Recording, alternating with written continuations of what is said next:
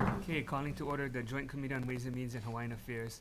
So this morning we're here from the Department of Hawaiian Homelands who will present their biennium budget requests. Good morning. Happy New Year. Happy New Year. Honorable Chairs De La Cruz and Richards and Vice Chairs Moriwaki and Favela and distinguished members of the committees, aloha. Aloha. My name is Kali Watson. I'm here along with staff today on behalf of the Department of Hawaiian Homelands, respectfully to request funding for critical projects, repair and maintenance efforts, as well as operational expenses to support the health, safety, and welfare of the Native Hawaiian beneficiaries throughout the state of Hawaii.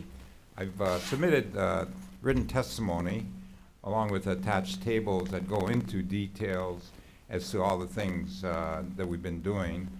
As you know, the department plays an essential role in fulfilling the state's commitment to Native Hawaiians by administering the Hawaiian Homelands Trust.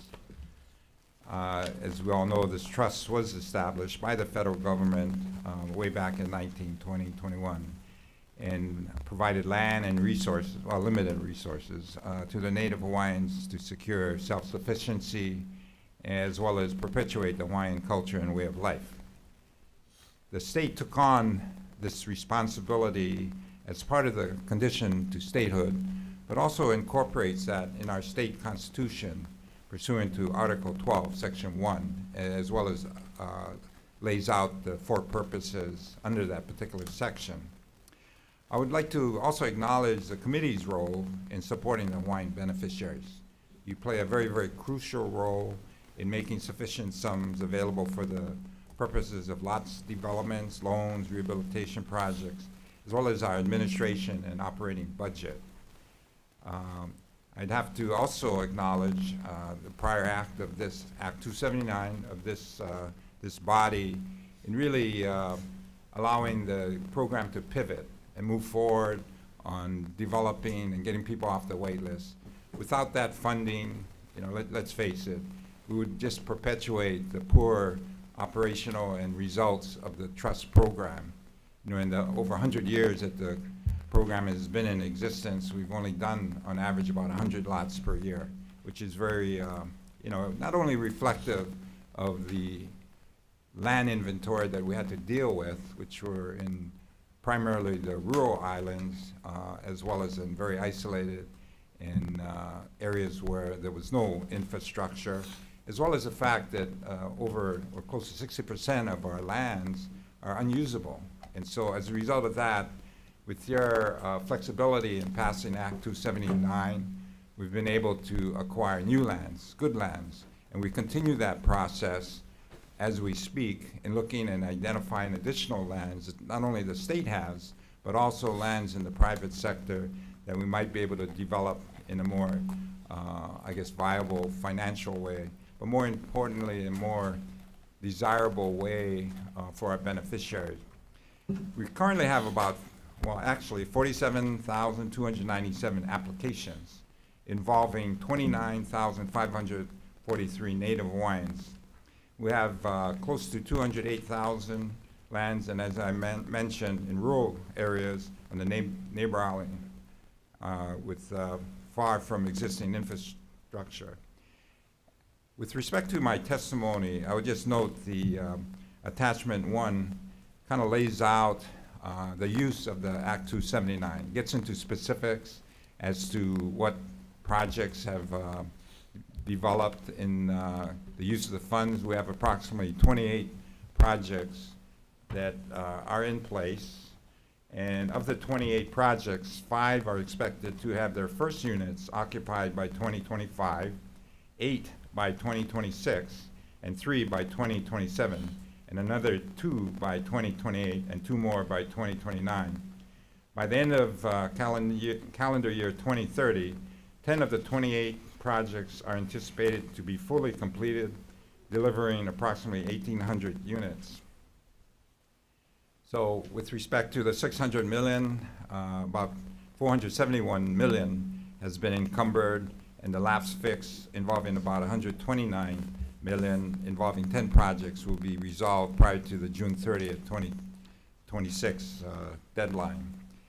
And as I mentioned, unless there's any particular questions, we've laid out the particular projects that we're looking at. We do have a slide presentation that we wanted to use with their permission to kind of highlight some of the projects that we're moving forward on. Yeah. You want to introduce your team too? Oh, sure. This is Kalani Franda and Katie Lambert, my deputy director. And Kalani Franda, I have to really compliment him in coming to the department. He's been a real catalyst for moving forward on our various projects.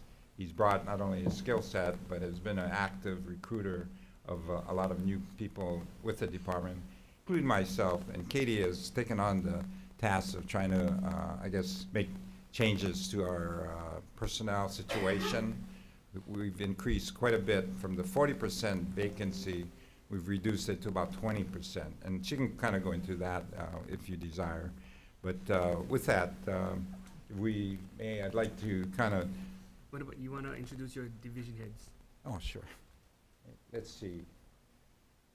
Well, we have quite a few. Maybe if you want me to call them up and actually show their faces, you do? Sure, they can just, Okay, when you say won't their you guys name, stand up? All the division heads? and then just state your name and what division. Won't you start, Dave? David Oak, I'm the administrator for the enforcement unit. Morning, Senator. Juan Garcia, Homeland Services Division Administrator. Aloha.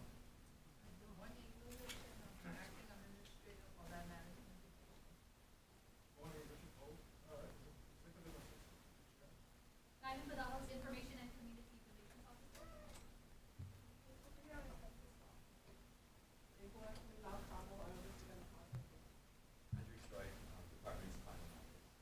Thank you. Okay, go ahead. Okay, thank you. Yes, as I was mentioning, as is shown on the first slide, we do have about 18 projects already encumbered pre the June 2024. And then the remaining lapse fix amount of under 29 million, we have about 10 projects signed up to move forward on, which would result in approximately a little over 6,000 units. And let me just also add, these numbers, while approved by the Hawaiian Homes Commission, they may be subject to change as we've been moving forward. In some cases where we've identified projects that are more, I guess, shovel ready, so we can move forward on them versus others that might have some EA or preliminary development issues that we have to address before we can move forward. So our whole approach has been to move as quickly as possible in the development process. And as a result of that, what we've also done is we've kind of accelerated our awards program to conduct our paper leases initiative. And so even as we sit here in January, we had our Pu'uhona orientation, which will result in the balance of the 161 units being awarded. February is really our coming out period in which we will really accelerate our program in the form of getting leases out. So for the West Oahu project, the Ka'ulo Kahai, we have about 700 units that we're cranking out, as well as the Kaupea, which is 60 units. So all of those, we're going to go through the orientation process. In the following month, March, we're going to actually make lease awards. Now, let me just also say that the actual construction and awarding of these specific parcels within the project won't take place until certain steps are satisfied by our beneficiaries that get a paper lease. For example, if, we've had some issues with our low-income housing tax credit projects with the option to purchase, lack of understanding, very complex. And I think that requires an orientation workshop so that before they make that selection and choice, they understand the requirements, that, there's a restriction on who can be in your household, your annual inspections, you got to pay rent, and if you violate that, you may lose the lease. So with respect to that process, we got to do a workshop so that they can make an informed decision. especially when you're dealing with individuals that are 60% AMI and below. There's a certain amount of education involved. With our Habitat program, there are two also. You know, there's a sweat equity that's involved, certain income restrictions. The turnkey, we have a whole ton of different loan products, the 184A, the 247, various direct loan programs involving loans. Now, there too, it's a matter of educating the beneficiaries as to choices.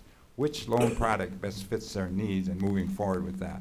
But until that's satisfied and they qualify for a loan, they're not really in a position, as well as to protect the developer, to move forward on the selection of a specific lot. Then lastly, those that want to do an owner-builder, where they just get the finished lot, they do their own house construction as well as acquire a loan for that. That too is certain steps that have to be taken, because that's one thing we don't want to see repeated, where we have lots awarded and they sit there for quite a few years unused. And that was we're going to kind of change that approach, where they have to satisfy certain requirements before they are also able to move forward on their owner-builder approach. Do you have a breakdown of the 18 and the 10 projects that you can share with us later? Or is that part of the PowerPoint?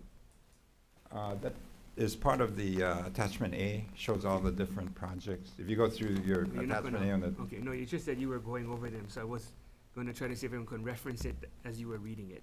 Sure.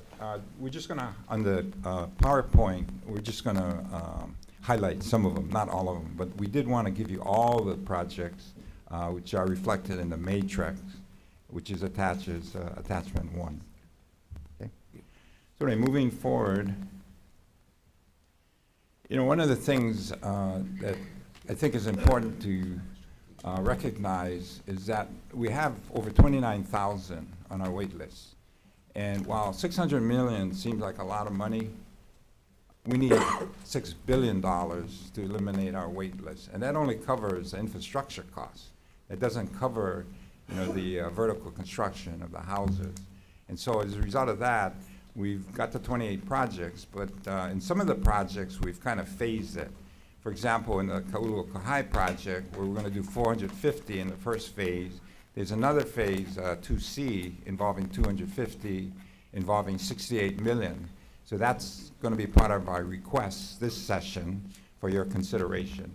And so, as you can see, all of these different projects are kind of laid out. There's a little bit of a change on page 14 of our testimony.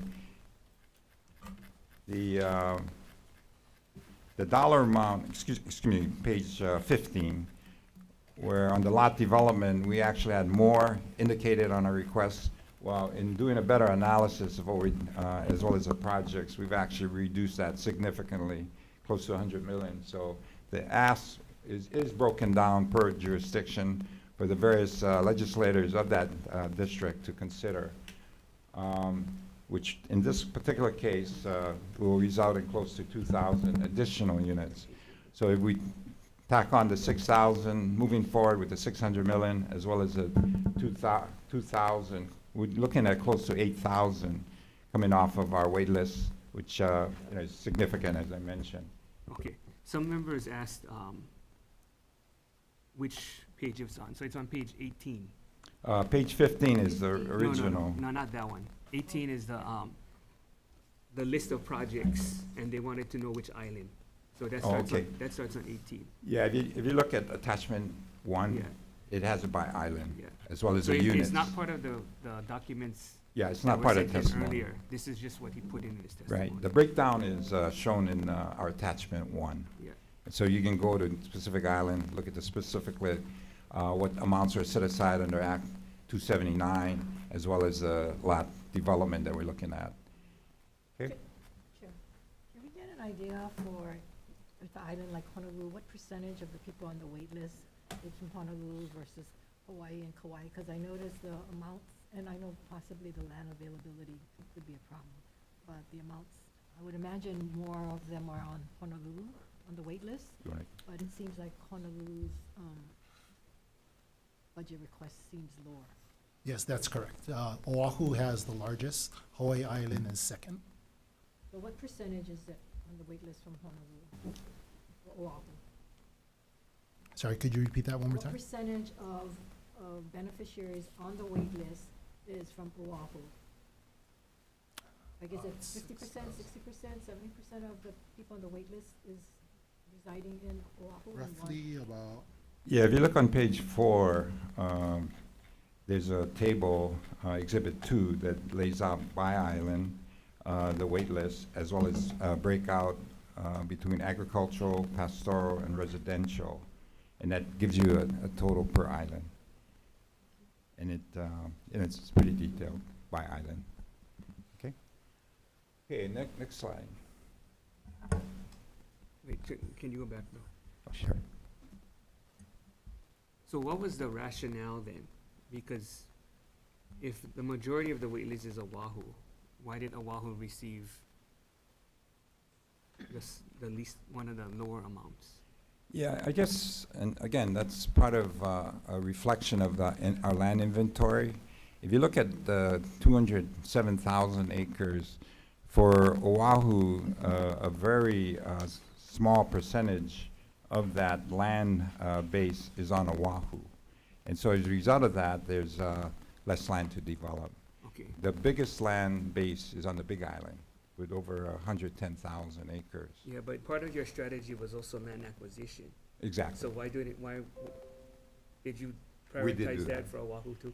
Yeah, well, we tried the Kunia, but our commission felt that the purchase price, as well as, the transferring of funds from other projects to that, was not something they would support. So we pulled back on that. It's not to say that, like for example, Kauai, we're acquiring close to 300 acres. And with that, the price on that one, as well as the fact that it's ag lands, allowed us to, for a little over $22 million, to purchase 300 acres at about $60,000 per acre. And so as a result of that, we also are going to do 1,100 residential, combination residential and subsistence ag lot.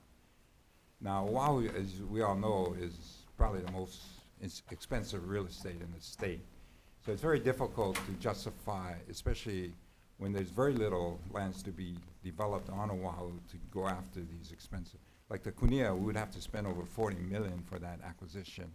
The commission, and I think appropriately so, felt that that was too much to use in order to move forward on that particular development. So we've tried to look across the state for lands that make a lot more sense. For example, Is that with the mindset that it's only gonna be a single family lot? no, not actually. Like right now, we're in the, we did the Bolodrome Yeah. just recently. That was a $55 million project. That's going to result in, a 23-story high-rise that would generate about 278 units. Now, granted, they're rental units, but we're looking at making adjustments to that. So on the back end, and the developer is supportive, Sanford Carr, where they have the option to purchase. That one is pending HUD approval, as well as making sure the syndicators aren't, scared away with that thought. They do have a 15-year compliance, as well as involvement in burning off the tax credits. But beyond that, I think they would be, they wouldn't object to the fact of us converting that to home ownership. So right across the street, we're in the acquisition mode for, a small piece of parcel we already have, which partly through your support was acquired, and that's close to 2 acres. We're looking at doing another high-rise, again in this Mo'iliili, a great location for rentals with option to purchase. We're looking to do another high-rise. So that's a reflection of us moving away, not moving away, but expanding in an innovative approach, other options for our beneficiaries, especially for the urban Honolulu, where land is so expensive. The Bolodrome, we're using a little less than 2 acres. If we had built single family, we would have done maybe 8 units. By doing it this way, we can do 278 units. So the idea is more density. Granted, it's not as maybe attractive to other people, but some people, I think, would be supportive of condo living. Question, Sure. Chair, just a short question regarding Kunia. Yeah, oh, go ahead. Thanks. Thanks for the answer. Just following up on the chair's question, does the decision on the acquisition cost also account for future maintenance? And I ask that because obviously, when you build out single-family neighborhoods, residential areas, especially if they're farther from urban core, generally, the cost over time, just multiplies exponentially in addition to the initial acquisition plus investment cost. And so, and now, I mean, even in this budget, I think you guys are coming in for about 110 million just for maintenance for various infrastructure. And are these decisions looking forward that far? Because, eventually 10 years, 20 years from now, there's going to be presumably the department sitting here before the legislature asking for additional maintenance costs Sure. based on those decisions that are being made right now. Yeah, maintenance, especially, we recently had a Firewise symposium. Because about 180,000 acres of our lands are unused. And it's just sitting there, similar to a lot of the large landowners. And that has become a real issue, especially with the Maui fire. We've had about 8 wildfires in the last couple of years. So not only did we do the symposium, but we're coming into the legislature asking money for that maintenance, if you want to call it that, which to me is obviously very, very important. We are going after federal funds. Maintenance, whether it's Bishop Estate or, DLNR or DHHL, it's always going to be an expense, which in our case is growing significantly. Now, you're correct, as we acquire new lands, that will become an issue. But I think what's nice about acquiring urban lands that are not as large, the maintenance goes down significantly. But the isolated areas like Moloa'a and Kekaha and some of the outer island areas, especially on the Big Island, it's a big problem. Kahiki Nui, we've had a wildfire there. Anahola, we've had fires there. And so what we've been trying to do is working with other organizations. We have this one nonprofit out of Waimea that actually fashions a Firewise plan for us. They go after funding. They also work with the community associations. We brought in about 41 at our symposium, and what we did was, I think about 6 of them were certified, but they are educated as to the need for them to get involved in because the department can't manage everything, guys. Yeah, So I guess what I was getting is Yeah. there a calculation somewhere, probably not in this presentation, but somewhere that you could share, or that you guys do, that looks at cost per unit plus the long-term infrastructure, maintenance, all that stuff, and look at what the portion is, like how many units are you building in the urban core, the bolodromes and that, versus greenfield stuff kind Yeah. of further out. Well, we can attempt to get that information, but I think more importantly is what we're actually doing. We've been very active in, rather than retaining our inventory, whether it's Humu'ula or South Point or Kahiki Nui, is getting people on the lands. I think that's the best way, without a doubt, to obviate or eliminate the exposure with wildfires.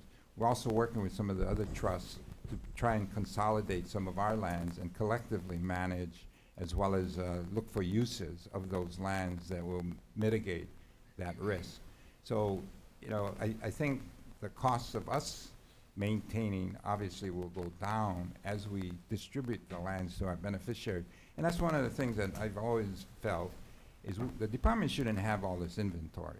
It shouldn't, as well as the inventory of lands that we can't use with the cliffs and stuff. So I'd like to transfer some of that back to, or not back, but to DLNR for management and oversight. And so we're looking at ways to minimize the maintenance costs, but I think more importantly, we're trying to move the program along, is by making awards, by getting people on the land so that they can manage as well as Thanks. take care of Yeah, them. I appreciate it. I think the one thought in the back of my head is making sure that as we go forward with this process and you guys do the important work that you're doing, that we're not ultimately setting ourselves up so that 10, 20 Sure. years down the road, the cost to maintenance and infrastructure and all that prohibits you from investing what would have been money saved in new units at that point for new families. And at Oh, the yeah, same time, that makes sense. all Sure. those folks are also using, state highways and everything else, and the cost gets passed to the state for infrastructure kind of more broadly, the more distributed it is. And ultimately, the cost to the families, if they're having to, take on that burden themselves, while they get a homestead on the front end, if they can't afford to actually have an affordable cost of living because they've got to spend way more money on transportation or, whatever else, that's something that is really, critical part of, I think, cost of living that we're all collectively trying to address. So anyway, thank you very much. Thank you, Chair.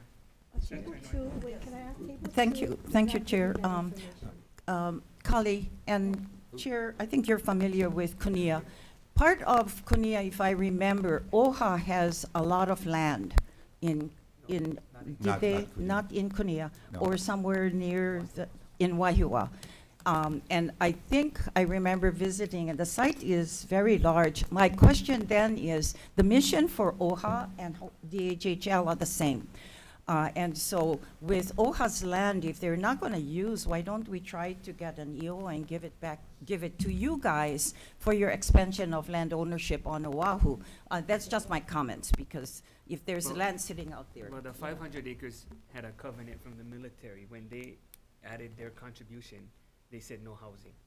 Because part of it is a buffer around the military The base. district, Around the military bases, so they said no housing. So that land cannot have housing. and it's And sitting, how that's many acres, you remember? 500. 500, yeah, it's so sad. Okay, Senator Yep, Moriwaki. thank you. No, Chair, I just want to go back.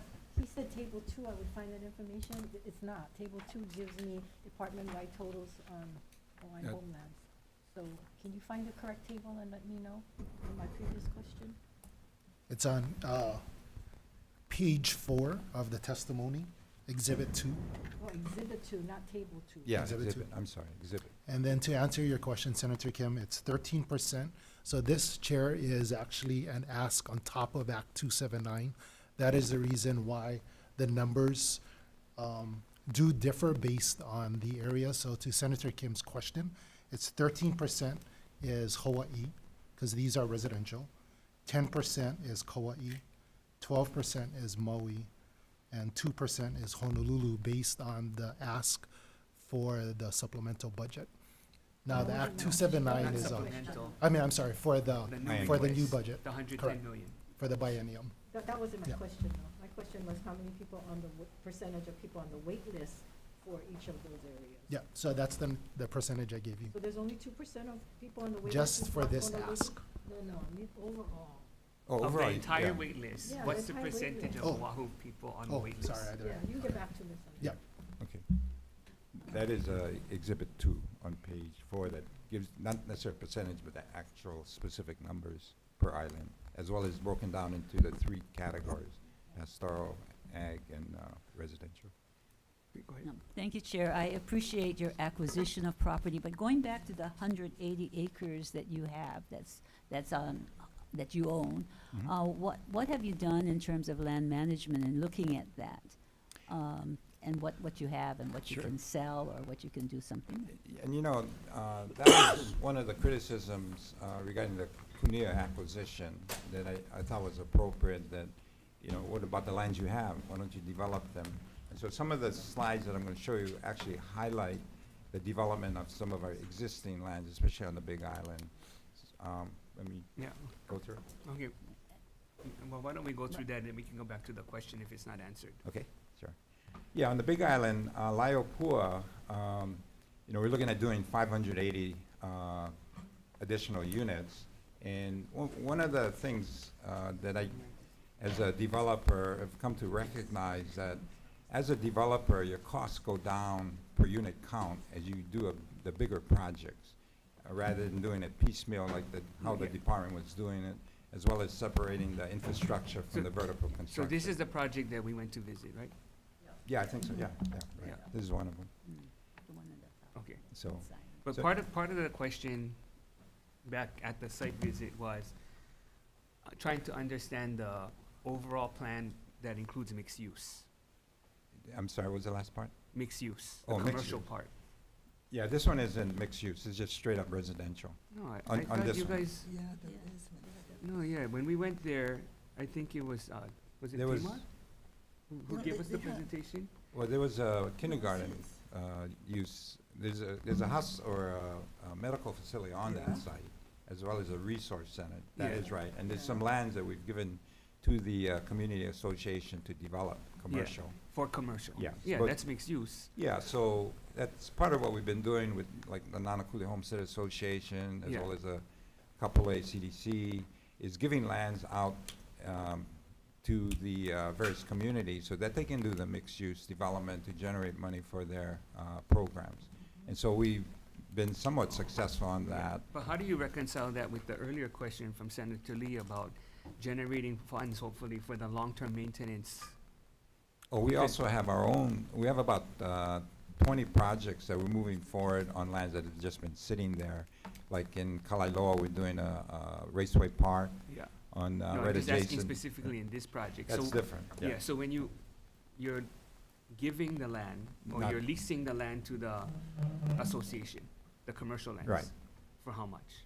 Well, usually it's nominal because we want them to generate and keep and retain the profits. So if we charge them high rents, that doesn't make sense. No, So but if- is DHHL getting some revenue back from that so that they can do Well- some of the things that he's talking about? yeah, and that's why we're developing other types of projects Also, on other But in lands. those specific parcels. That's that more you for do, the homesteads.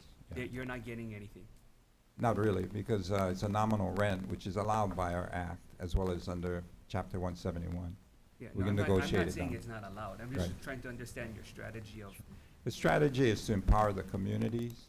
So in those instances where they approach the department, and this goes way back to when I was the director, when we did the Big Island shopping center. And so we leased that out to a Native Hawaiian organization that partnered with Okay. a private developer. so when and the that- association develops a plan, who approves the plan of what kind we of have to commercial? approve it, right? Meaning the board? Well, what we do is we issue a general lease that specifically lays out milestones they have to accomplish in order to continue the development. And in that, it requires not only a business plan, but Yes. also compliance with, federal, the EAs and all these other things. Yeah. As well as, show what they're gonna be developing. But that's restricted by the uses allowed in the developer agreement or the general lease that we issue to that nonprofit homestead association. Okay, part of the discussion at the site visit was, if we're gonna be building homes in the area, how do we ensure live, work, play? And that commercial use should hopefully be a little more aligned with the kind of jobs so that people can either walk or pedestrian use or short drives. Yeah, exactly. That's very, very important.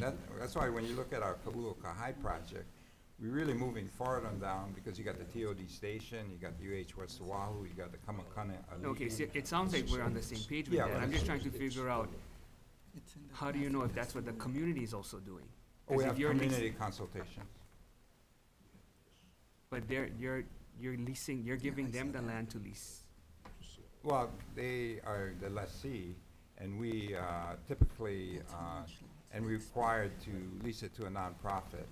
So they usually do an independent developer agreement with a developer to assist.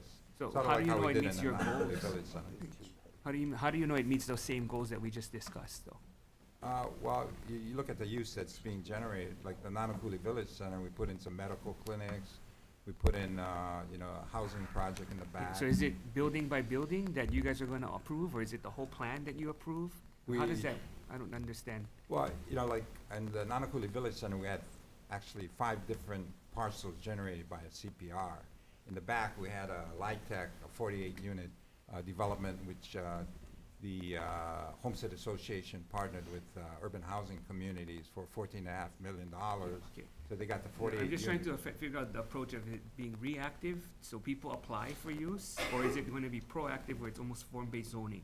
Where you're gonna say, that we need medical here, we need jobs here, No, we're not gonna dictate. We'll how would you know we are gonna achieve the goals we We talked about? with provide live work play? generic uses. For example, in Waimea, they followed that Nanakuli Village Center model, and Mike Hodson is putting in a medical clinic, he's putting in, a resource center, he's working with the DOD. We've partnered up, and he's gotten significant funding for that. So it's a hope and pray model. Senator Lee? Thanks. Thanks. Just look, following up on that. So it's on the community essentially, or whoever the lessee is, to figure out what the development plan is, and then actually go through the process with some sort of probably contract partner to figure that all out and handle it. Is that kind of how? Well, you know, we're not gonna just, it depends on the applicant. You know, we have quite a few applicants saying, oh, we can do this, we can do that. And then we, the commission, vet the applicant and to see whether they're capable. And, you know, the part of it is who they're partnering with, you know, what the use is, land use is. Also, the viability of, you know, the market for the uses you're talking about. So to that point, because a lot of this stuff is like, you know, enormously complicated, and Yeah, it is. there's a lot of goals that collectively we have, not only for the homesteads that are being created and the families and everything else, but also the broader communities therein and the state. And it takes a lot of, as you know, I know. coordination and everything. What do you guys think about partnering with another, maybe state agency that can help take our shared goals and really come up with plans and help be an assisting kind of development arm for that kind of commercial job center in that kind of case? Oh, yeah, we actually are doing that. We've had some discussions with OHA. We've had discussions with CNHA. We've had discussions with Native Hawaiian organizations that, you know, generate money from federal contracts, and they have funds that they have to contribute to Native Hawaiians. So there's a collection, as well as a Lease trust, that we are working with to, and, you know, I can go through in detail all the different projects we're working on if you want, but No, but I think just in the line of, you know, as we build out communities, for example, we're looking at, you know, urban core redevelopment Sure. kind of broadly, right? And you have, to the senator's point, live, work, play, which kind of makes things a lot cheaper for everybody, including on the front end as we build this stuff. But if there's a way that we had like a state agency that can, that knows the process, right? Knows what levers to pull much more efficiently than somebody in the community trying to figure it out, who can partner with you guys and the community to find out what the community wants and build that into the plan, of course, but ultimately be able to execute and just get stuff kind of rolled out so that it's not something that festers for like 15 years before there's actually something done that might align with the original vision for the community, but also, you know, totally might not at that point. So if there was like a, I don't want to say HCDA, but, you know, somebody who has the expertise, who can lay it out and be a partner to handhold through that process, would that be something you guys would be open to? Well, you know, that a good example of exactly what you're talking about is the Nanakuli Village Center. Myself and two other developers went in, and I was personally approached by the Nanakuli Homestead Community Association to help them develop this village center. And it was a 20-year process. And part of the challenge was, you know, when you're dealing with a homestead association, they might have the lease, but they don't have any resources. So the lending institutions are very challenged with going with that. And in that particular case, we went through 5 different banks, and they all literally laughed at even the idea of trying to develop it through a homestead association. So the developers, including myself, stepped up, and we provided certain guarantees. But we also partnered, and the Nanakuli Homestead Association partnered with entities that specialize in certain things, for like urban housing community. They specialize in a tax credit development. That's how we were able to receive more than the $3 million we initially got, but they showed us how to use tax credits, the rental housing revolving fund. We use home funds to finance this $14.5 million project. Now, American Savings Banks, through their entity that was involved with the new market tax credits, we raised a whole bunch of money to put in the infrastructure for all 3 projects, the housing, the cultural learning center, and the commercial and medical clinics in front, through applying and working with American Savings, because they had an allotment from the IRS for the new market tax credit. We also went after CDBG funds, and so that also helped put in the infrastructure. Then Why Not Comp, they use their expertise to go after RD funding, as well as grants, as well as loan products. And then you had the commercial side that, you know, we had CVS, we had, some of the commercial tenants that had their own funding sources. So it was a collection of funding for all the different things to create this Nanakuli Village Center, which if you go out there, you'll see it. I guess what I'm getting at is, which is awesome, but how do we make sure that that kind of thing is more the norm rather than, you know, kind of the one-off model. And especially where there's overlap, you know, on the state side, we have resources we invest in every community Sure. for, you know, stuff that benefits everyone, libraries and whatnot. DBED has community-based economic development Yeah, programs that's good. and You're looking at and that. operation. So if you can kind of combine all that stuff together, there's probably a lot of overlap where you could basically, you know, amplify the effectiveness and the speed, because the state can help guide a little bit and get through some of these hurdles that the community itself or, you know, private entity might have some trouble with. Yeah, the reality is, you know, a lot of our 51 homesteaders, so they don't have that expertise. Yeah. So that's why it's important that, especially with my experience and involvement in the Nanakuli Village Center, which, you know, it was a horrendous challenge, but we got it done. And I learned a lot. And Mike Hodgson took that precedent or pilot project and learned from that. And so he's moving forward with the Department of Health. That's the other thing. The department has to be very active in helping these homestead associations. Typically, it's backbone infrastructure that will kill development. So if we can go in and put in the backbone in conjunction with the residential housing we're doing and have stub outs so they can attach, like Lalamilo, that's what we're doing. There's some commercial right on the main road that is going to stub out and access some of the infrastructure we're putting in. So again, it's really an understanding of the challenges that the homesteads are facing, but also the resources that there are developers out there that are willing to step up and, you know, like for us, we still haven't gotten a developer fee on the Nanakuli Village Center, but that's not a big thing for us. And, you know, it's more the product that was created where, you know, there's a commitment to trying to improve the community. Yeah. And so that's what it's about. And there are developers out there that are willing to do that. So how many local businesses from Nanakuli Waianae are in that specific project?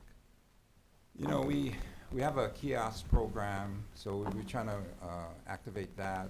We have the communities that have the open market. We also have a surf shop that 3 Nanakuli residents put together, and that's still in existence. They're expanding into the area adjacent to put in a poke bowl facility. Because it goes back to what you said earlier with the financial literacy component of potential lessees. Mhm. Do you have an entrepreneurship program for these type of commercial areas so that you can help community members learn entrepreneurship, business skills, so that they can be the tenants of these areas? Similar approach, but I don't, You know, instead of just having a developer figure it out and then, you're not building capacity. Right, right. I think that, and that's why we're reaching out to CNHA as well as OHA. I focus more on the development, the vertical, getting people off the wait list. This community Yeah. development is wonderful, No, but that's not my, no, but section 207 about the licenses for public purpose and mercantile establishments, right. that's also part of your mission. it is. And so there's been very little put to that. Yeah, that's true, that's true. Yeah, so We why, need to do more of that. and I so agree. here you are, you're giving these pockets, but you're totally leaving out this section of building capacity of entrepreneurship for beneficiaries. No, you're correct in that it's been, I guess, deficient. We're trying to move forward. So whose on- division is, who runs this? Well, part of it is our land management division, working with our planning office. And so we do have part of the, if you look at our repair and maintenance as well as operationals, we've generated a whole list of different community projects that are being requested to be funded. I hate to say, but the legislature has not typically funded those. So one of the things we want to do is work with associations, identify these critical projects that are key to community development. But we're also tying it in on our development Yeah, for so use of the If you guys can come 600 back to million. us and just explain how you're gonna include section 207 in the commercial components of all the different projects that you have throughout the state. Okay, well, that I'd have to do another presentation. This one is more focused No, on the yeah, vertical you don't have to do construction. that now, but Sure. because I feel like that's also an important It's part of important, I live, agree. work, play, building capacity, Hawaiian business ownership. Yeah, I think it says here, it authorizes the department to grant licenses for hospitals, public schools, post offices, and other improvements for public purposes, as well as theaters, service stations, markets, stores, and other mercantile establishments. So there's broad powers that no, it's very flexible. That's what DHHL we're has using. in helping small business in Hawaiian communities, but I haven't really seen that. I hear about the shopping center, I hear about the developer, but I don't hear about capacity building You're right, throughout. you're right. We need to do more of that, without a So you doubt. can build wealth for the beneficiaries. But, you know, I'd also like to tap into the resources of some of the other organizations. I mean, No, right that's now, we fine. tapped out on the 600 That's fine. million. It doesn't say you can't partner. I just think that this Yeah, is and important that's what though. That's actually what we're doing. I'm looking forward to the OHA's involvement as well as KS, and we've identified lands that we might be able to work together with, as well as, you know, one of the things that we're doing is we have this one developer that has been willing to donate lands for commercial development in conjunction with Kupuna Housing adjacent to a medical hospital. And so that's where part of our entitlements, that when lands are conveyed into our inventory, it expedites the entitlement process. And that's very attractive to developers that are wanting to do development in a timely fashion. So we're getting active in that. You know, OHA has certain lands that I think Yeah. we could do some development to, mixed use, like you're talking about. Chair. Okay, yeah, Two, three. thank you, Kauai. I watched some of this in my room in between appointments. My question is, basically, and I thank you for encumbering 471 million out of the 600 million, and I think you did a really good job of doing it as fast as you can. My questions are regarding, I noticed on your informational, in your written testimony, that there wasn't any mention of the DHS modular homes over in Lahaina. Any monies being used for that? Basically, I know you folks have an agreement with DHS that after the, I guess the emergency is over, you folks take over, but then there's still gonna be need for prep, right? I mean, DHS put in the infrastructure. Right. But, are you folks expecting more monies to be put in after DHS goes out? Because do you have an agreement with DHS regarding the modular homes that's on there? Yeah, on the Kalai'ola project, the Yeah. 450 units, we do have an agreement in that the priority is given to Native Hawaiians on the wait list regarding the rental units. Because the idea is to, although that's not technically our lands, the intent is to transfer the lands to DHHL for homesteading use. That actually will be our phase 3 of our Leali'i program, or homesteading program.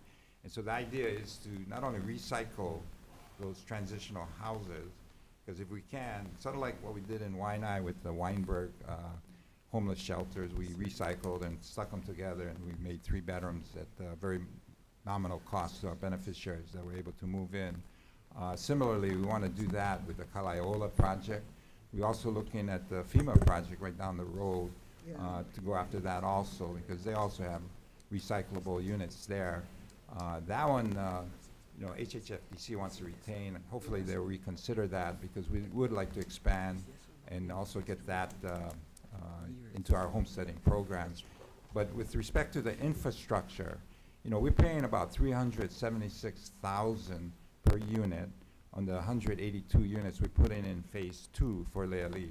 That's just for the infrastructure. So obviously, with the blue rock and the costs and the slopes, it's very, very expensive to pay for that infrastructure.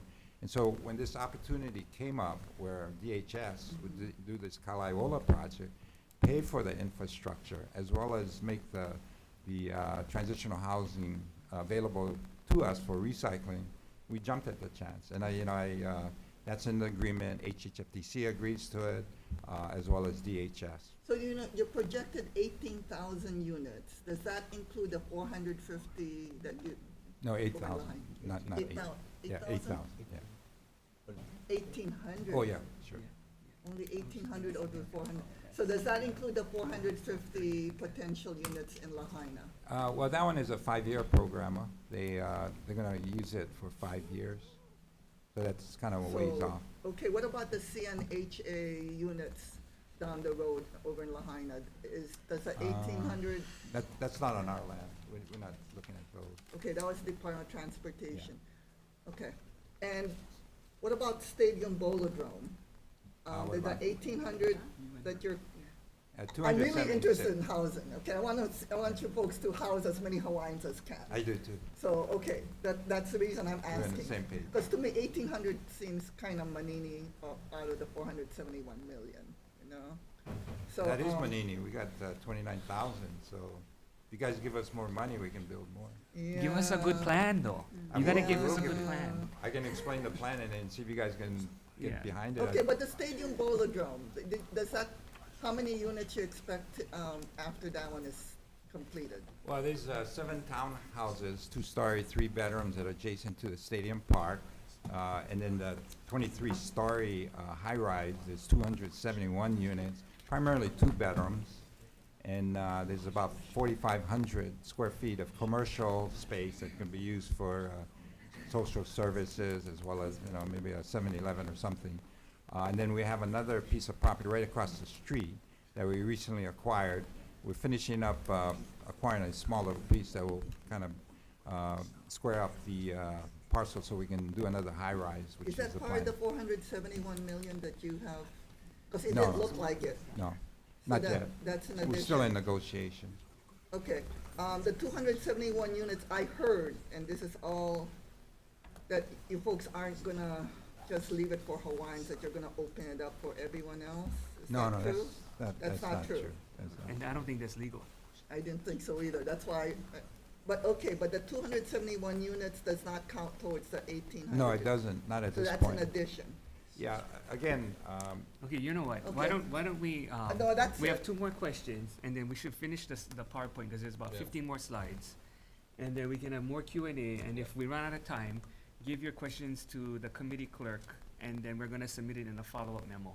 yeah, we'd be glad to answer them, whatever questions Go ahead. folks And have. then, We'd also be willing to meet with individual legislators to clarify whatever questions they have. It's great that you're doing all of these little projects, but I'm following up on Senator Lee's point, is that maybe you should look at master planning, especially the ones where you own the land, and, Sure. and as with Laiopua, that you really look at the master plan and what does it do in terms of the outcome of capacity building as well as reducing the wait list.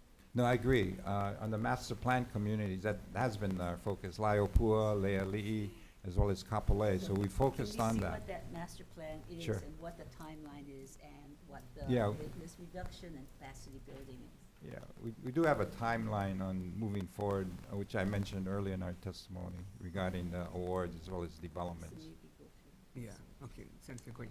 Thank you. I think we all have the common goal here of housing Hawaiians. I just wanted to ensure that Act 279 was put in place to reduce waitlisters. So It is. as long as we're continuing to bring the wait list down, and I'm looking forward to hearing your plan on how you're planning on doing that. With the commercial leases, with regards to Nanakuli Village, currently there is one beneficiary that is renting a commercial lease. He's paying market rent. I would like you folks to consider possibly allowing our beneficiaries or those that are on the wait list to have a reduced rent, possibly $1 a year, because it's important that we want to stimulate our economy, but if we can put our beneficiaries in those positions to generate that revenue, I think that that would be a good opportunity. I know Nanakuli Village does have some vacancies, so I would like you to consider possibly having a reduced rent for beneficiaries, which right now at this time, there is only one Native Hawaiian holding a place of business in Nanakuli Village, surrounding by corporate businesses and outside businesses as well. So please, if you could consider that. Sure. Senator Villa. I just wanted to go back to what previous chair and my colleagues saying over here. When we talk to best use practices for the land, you talked about briefly about the racetrack in Waba's Point, Kalaeloa. If that's the partial property we're talking about, and I just wanted to get on figure, right now, partial pays how much to us? The property that the last time I looked is worth almost $500 million. We're gonna give a lease to a Formula One race car track that doesn't necessarily does anything for the local racers in Hawaii, to what is the benefit of any of the mercantile stuff? Because you're saying we had land that we cannot develop. But we can do businesses on them. And if you cannot, the land is worth 500 million. That's some of the money that you need. So why are we not trying to sell it, trade it, or do something with it so that it can be best use practice going forward? This was something that came up before, Kali, a long time ago, and you know me and you talked about it. I don't think that's the best use practice to have a mainland company come and build a mainland racetrack for mainland millionaires to come race on it and not going to benefit our people at all. You just said to our chair that you cannot charge high prices for the lease because nobody going to take them from us. But we're not worrying about them ripping us off by having these cheap. These shopping centers and all of them, they make a lot of money, put little back into the economy. Same what Senator DeCourt just said, right? DeCourt, what she just said. One native Hawaiian over there surrounded by all the rest of the stores. How much is the benefit of the community in Nanakuli actually making? Because the homestead for Nanakuli only have 5 individuals. You cannot join the homestead. You cannot be a part of the homestead. You cannot be invited to the homestead because it's locked down with 5 to 6 individuals.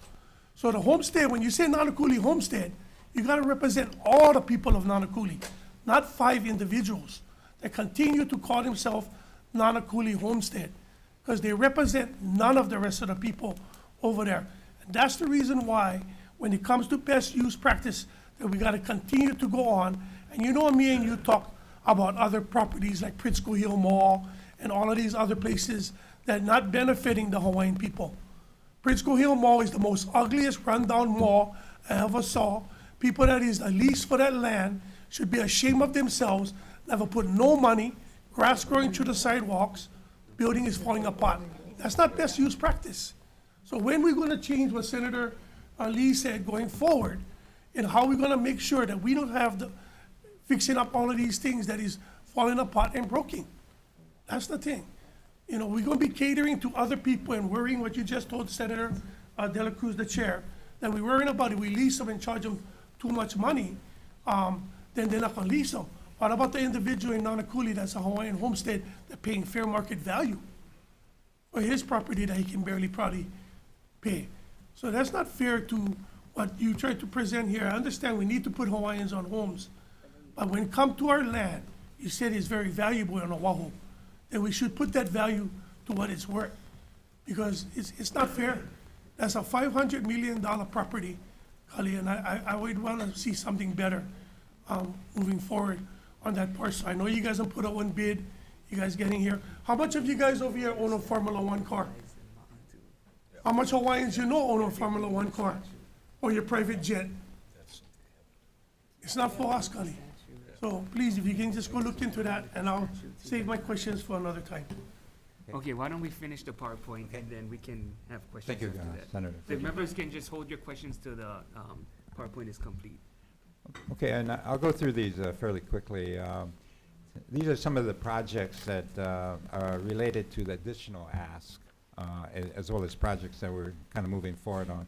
Lalamilo on the Big Island, you know, we're asking for about 34 million, so we can do 151 lots. Increments 1 and 2. 1 is partially done, the infrastructure, so that money would go to putting the infrastructure as well as the, you know, we got to put in a sewer treatment plant too. Next. Honoka'a, this is a new site acquisition, lands in a great area. Honoka'a, I don't know if any of you are familiar with, but there's a lot of amenities, schools, parks, everything. So one of the things we're trying to do is locate it in areas that make a lot of sense. The pricing was great for this acquisition. We have additional lands, Mauka as well as KS, as well as down the road. So this one, the ask is 10 million to do 71 lots. Next. This one, we had a great response on the Honomu.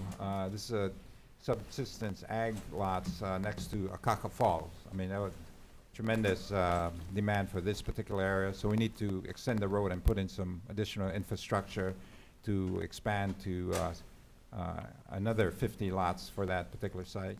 Next. Pihonua, that's close to existing lands, and this is our land, so with the 7 million, we can crank out 48 new homestead lots. Next. This is Keaukaha Paneva. The comment was about developing our existing lands. This again is existing lands for a little, about 1.5 mil. We can crank out another 10 lots. Next. This is kind of a major development for us involving 600 new homestead lots. Again, existing land in a good location in East Hawaii. Again, with 75 million. We can do about 300 lots, and that would be for phase 1. Phase 2 would involve another 300 for a total of 600 total costs. So we're asking for half the cost up front, 75 million. Next. This one has already been awarded. This is under construction. Hanapepe, the developer is very familiar with LIHTC, has submitted successfully an application for tax credits involving 30 units of the 82. So this one is under construction, and this is phase 2. So we'll have a total of 82 lots when this is completed, phase 2. Next. Lehue, this is one I was mentioning, new land acquisitions. We anticipate, we've already acquired the land. This one is in Lehue, close to a lot of amenities, hospital, the airport, the county buildings. I mean, just a great location. So rather than some of the other areas in the outer island or outer areas of Kauai, we felt this would be a better location. There is sewer and water that is available. So this one with the first phase, we're looking at doing 250 units, part residential and part subsistence ag lots. So this first phase is about 120 million, and that's the purple area on the right. Next. Wailua, this is some of the lands that we want to retain a green belt on Kuhio Avenue or Highway, and so we are out to consultation on this one. Originally, this was supposed to be a combination residential and subsistence ag lot. With the acquisition of the Lehue property, this one becomes more, I guess, viable and I think a better use regarding subsistence ag lots. These, we've recently put an emphasis on the subsistence ag lots, 1 to 2 acres. The idea there is consistent with what Prince Kuhio was talking about, getting the beneficiaries onto the AINA again.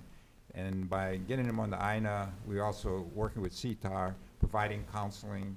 They have the option of putting a house. So with the subsistence ag lots, they can grow their own crops for to feed their families as well as neighbors. They can also raise livestock. So it's it's contrary to our original approach, like we used to do on Molokai, where we give these large ag lots out and the majority of the land remains vacant. So we're combining the subsistence ag lot, and in the Maku'u award, we did some 5 acres regular farm lots rather than 15. And on that one, again, working with CTAR, the recipient, who also has the option of putting a house on the ag farm lot, but also more importantly, they're required to put in a business plan, a farming plan, to cultivate 2/3 of the lands before they get the award. So unless they go through that process, meet those thresholds, they don't get the award. When you, Kale, when you talked about Maku, you're talking about Hawaii County now? Yeah, Hawaii County. Okay, so Maku'u. now we're talking about Kauai. Excuse me, this is Kauai, yeah, this Yeah. one is different. Next. Kamalani, again, a new acquisition. This from A and B. The first phase for their development went through, is in place. We're kind of took over. There's water, utilities, and it's in a great location, as you can see, close to existing residential.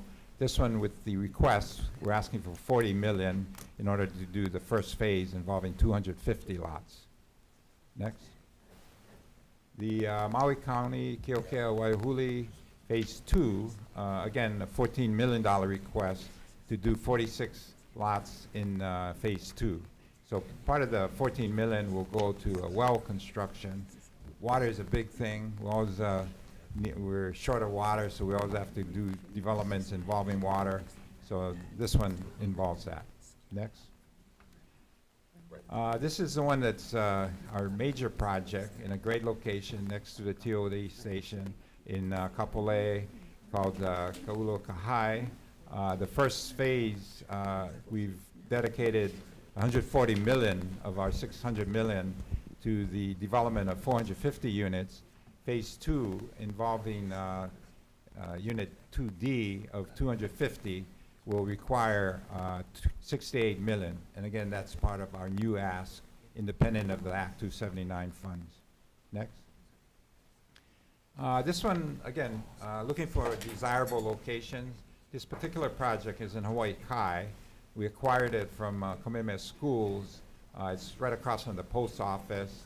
And similar to the housing surrounding this particular parcel, we're looking at doing multi-units. Again, rather than just all single family. Again, if we were to do single family, we wouldn't be able to put as many units. As you can see, we have 5 structures with the infrastructure up the center. And we're excited about this one. There's tremendous demand for this particular location. Next. And I'll let Kalani talk about this. So in regards to this next slide, this will support all of our work statewide, engineering studies that are required for us to be able to not only utilize for our Purpose 1, but also for our protection of fire break areas as well. And then our awards program, as you heard, Chair, we will be moving forward with accelerating our lease program. And so this would assist us in being able to do that. We have some monies that we will request for individual assistance, as well as pre-development monies. And then the last is scattered lots. We have about 107 lots that are scattered throughout the state that are kind of like infill. They haven't been developed or haven't been occupied. So we're going through prepping them for it to be awarded. Some of it may be owner build, some of it may be with houses on it. And that concludes our Purpose 1. I'm going to jump to Purpose 4 and just kind of capture this and give a summary of it. And this will kind of speak to Senator Lee's question.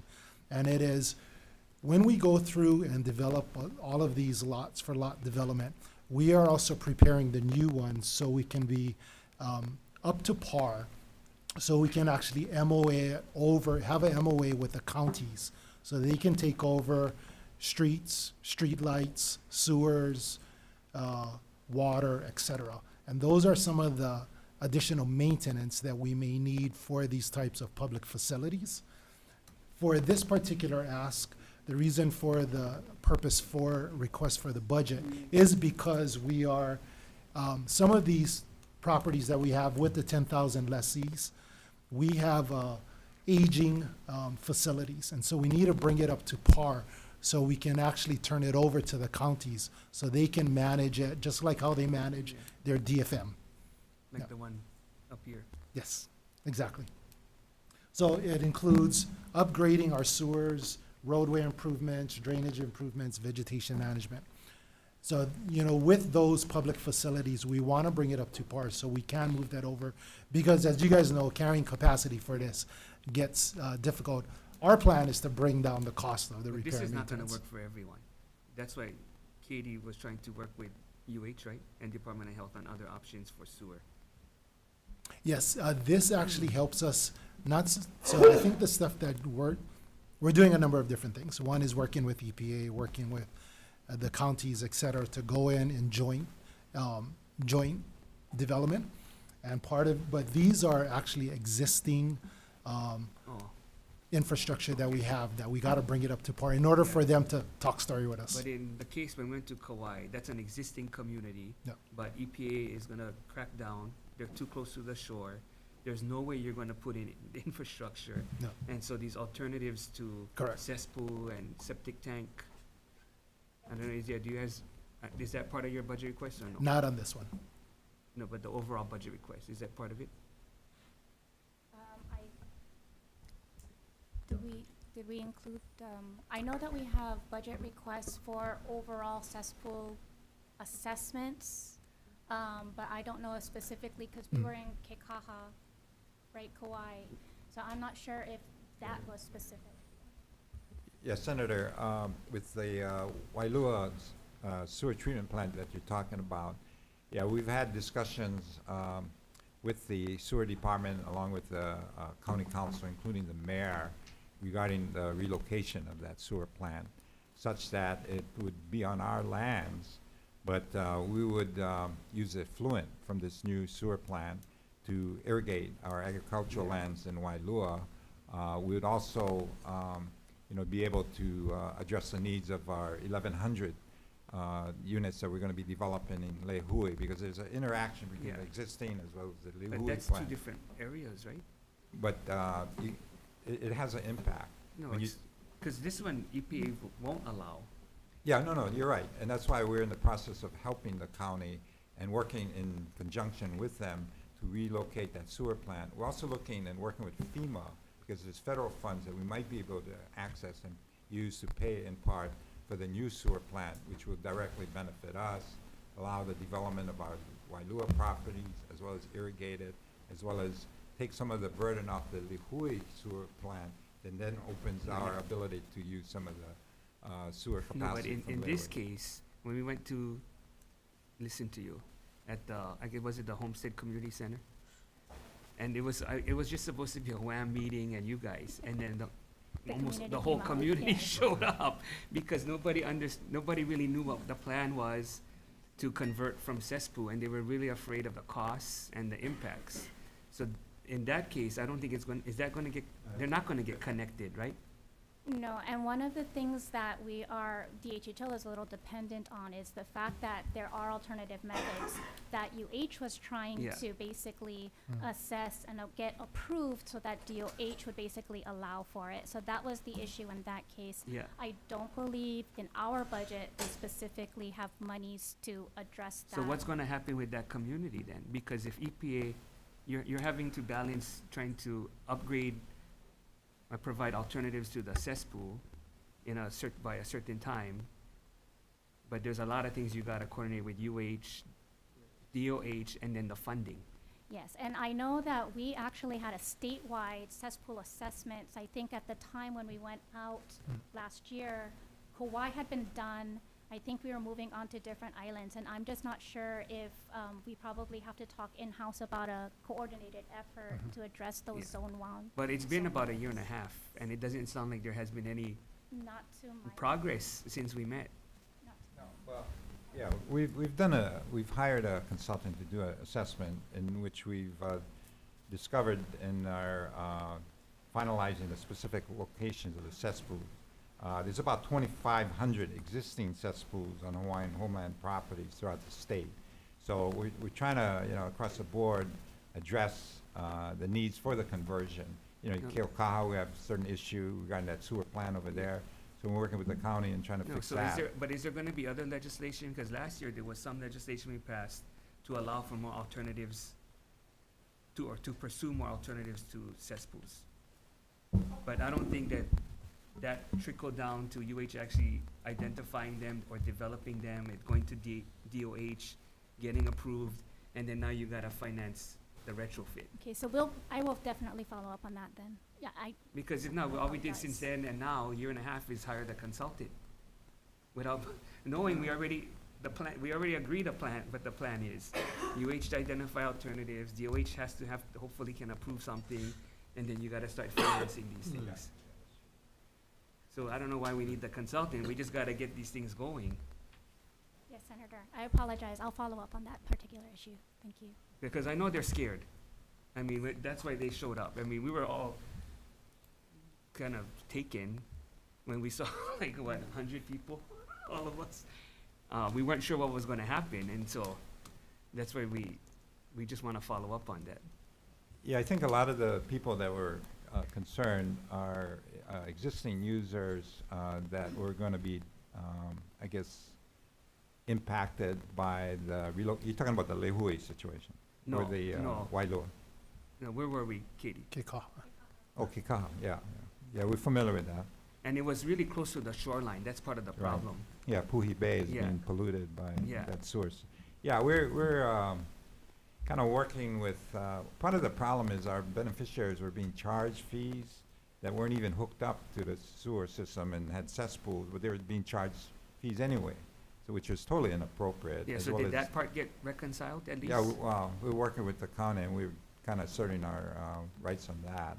So it's an ongoing process, but more importantly, we're trying to work with the county to find a permanent solution on the Paneeva and the Maku'u development. We're actually looking at package plants on a temporary basis, because we can't wait. I mean, you know, I don't know when the county is going to get their situation resolved, but we want to do development. So in part of our ask, we're looking at doing sewer treatment package plants. Yeah, I just don't want to mix the two of new development and trying to build this, and we're still having to fix the problems of, or the challenges of That's the true. existing Right, homesteads.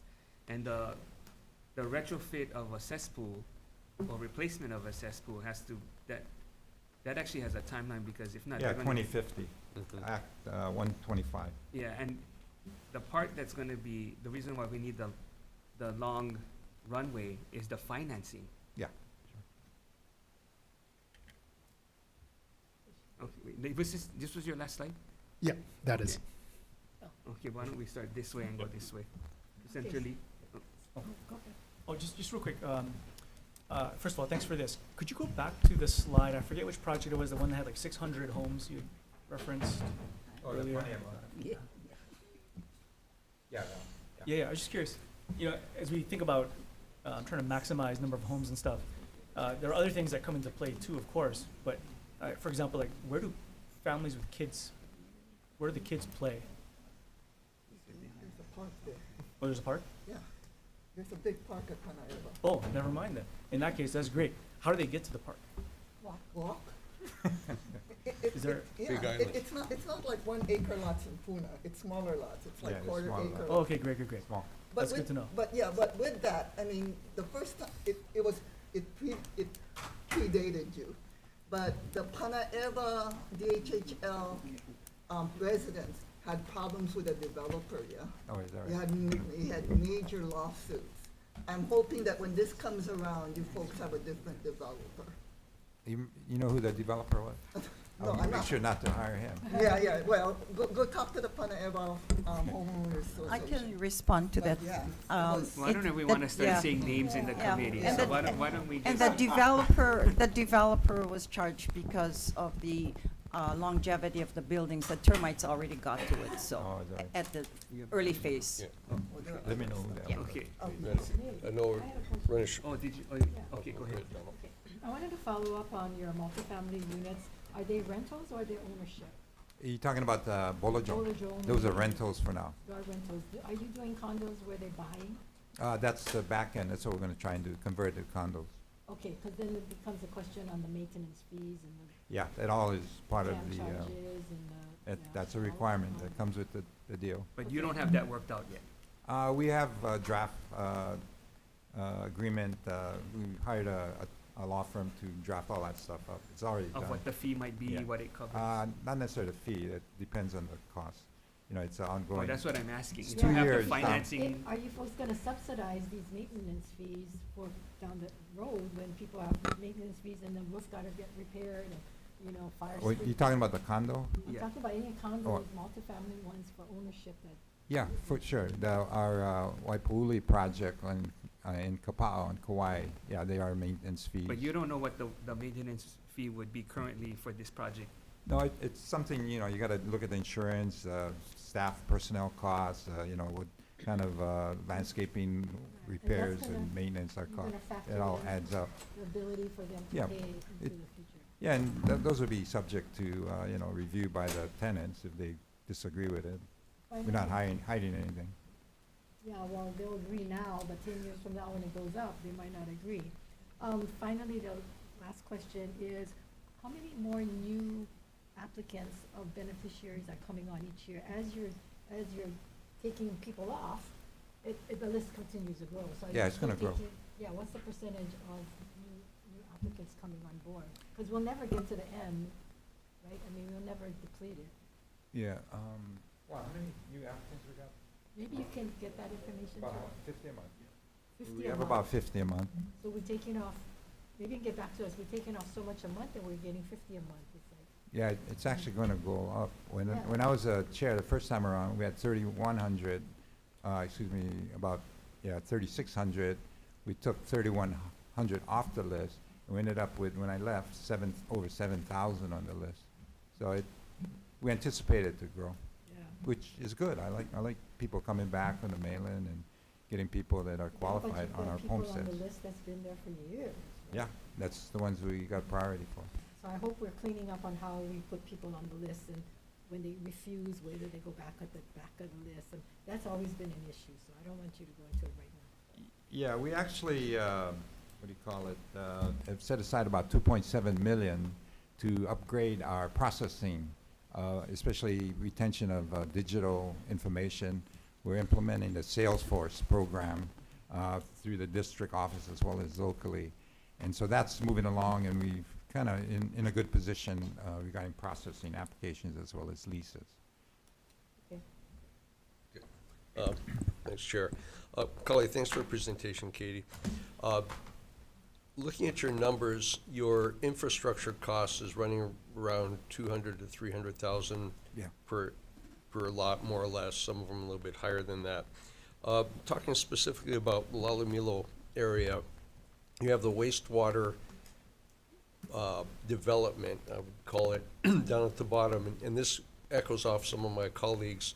You're looking and talking story with the county, I assume, because we're gonna have to tie some of this in. These infrastructure costs, obviously in the more rural areas, the cost per lot goes up because we have a lot more ground to cover.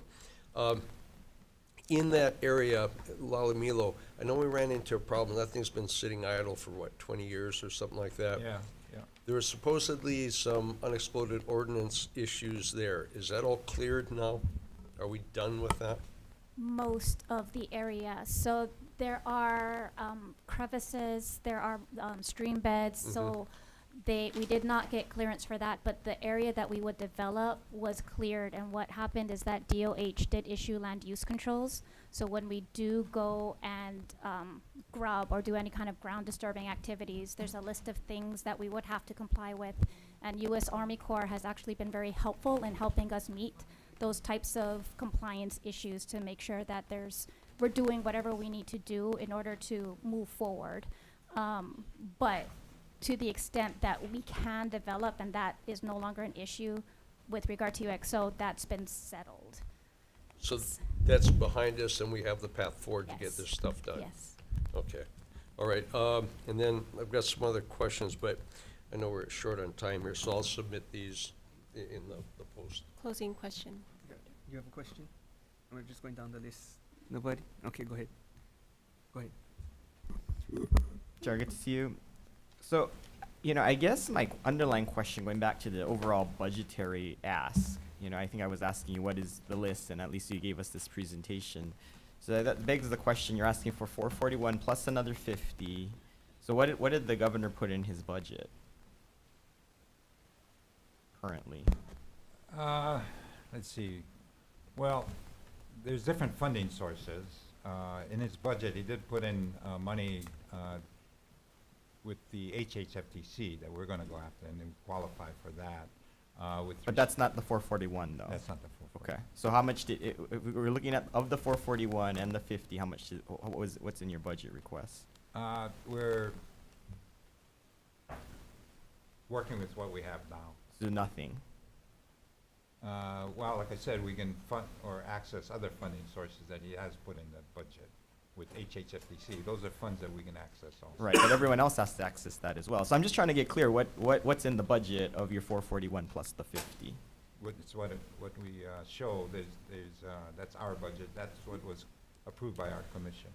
But not through the governor's office. Not through the governor. So coming down, the budget is zero with the CIP projects. Well, he did put in 20 million per fiscal year for operational costs, and then he also recently authorized another 2 million for personnel.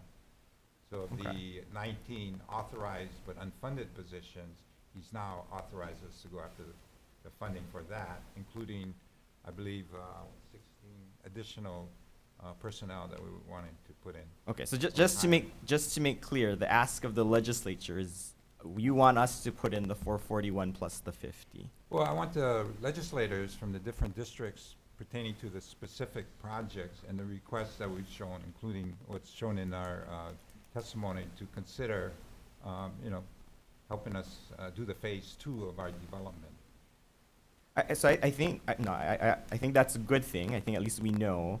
But I think, a lot of time was spent in making sure that you wouldn't lapse money, right? I think we're watching you, making sure that you got the encumbrances going. Sure. But I think at this juncture, in my mind, and what I didn't see in any of the documents, is how are you actually spending the encumbrances, right? You got them encumbered, but what are the actuals? Because you're coming in for a phase 2 or additional phases, but we don't know how you're doing with the actual encumbrances, right? You could have the full amount still left in the encumbrance, and then you're asking for more money, but we don't know how you're doing on that first phase, because some of these projects, not all of them, some of them are brand new projects, but the ones that are continuations of things that we gave to you for Act 279 monies, we just don't know what the progress is, right? I think you're giving us progress reports, but I think the key is we need to know what the actual money is before we can then justify saying, okay, let's throw more money at it. And how much more money is it? And are we coming in on projections? Because my biggest fear is we're not really sure when we're putting these into contracts. We're not really sure what the end cost is actually going to be. We have best guesstimates. Yeah, this will be rising costs. Right, because what I would assume you have. That's why you have a you have contingency. PLAs, right? Do we do PLAs? Public labor agreement? Yeah, we do. So on the project, so wages are going to increase, material costs are going to increase, That's right? development for you. Right. So, but that's not factored into the encumbrance costs, Well, right? it is As best as factored we into could. the budgets. Right. Because that's why, and sometimes we have to come in for additional, just like any development, just like, in the 20 years I've been a developer, that's kind of standard. Costs go up. Right. So we need to take that into consideration, and then in phase 2, potentially when you come back, we need make to an factor adjustment. all that in. Right, sure. So I think, to me, we need to get a better handle of where we are on the actual 279 monies, because we technically haven't encumbered it all, right? You still have the 100+ million 129 million. that we still have to fully encumber before the end of this We have fiscal. the projects lined up for those. We have the projects, but I think that's really got to be the focus right now, right? I think part of the focus, though, is when we look at all these different projects, especially the initial projects, when we first started this thing, I mean, our commission identified specific projects, didn't include any new lands. So we've pivoted, we've made adjustments, we've identified better lands, we've identified projects that are shovel-ready, so to speak, and we've made adjustments. And we've gone into and have gotten approval from our commission. We've also gone out, put out 3 RFPs to identify something like 50, 60 potential projects that make sense for the department. And we've acquired, and you've seen, of the 28, some of those are from that process we went through, which I think is needed. Now, it's an ongoing process. I'm not going to tell you that the 28 you're looking at, that's it. We may identify better projects, or we may, like in the Wai'ehu Mauka, where that's 10 years off.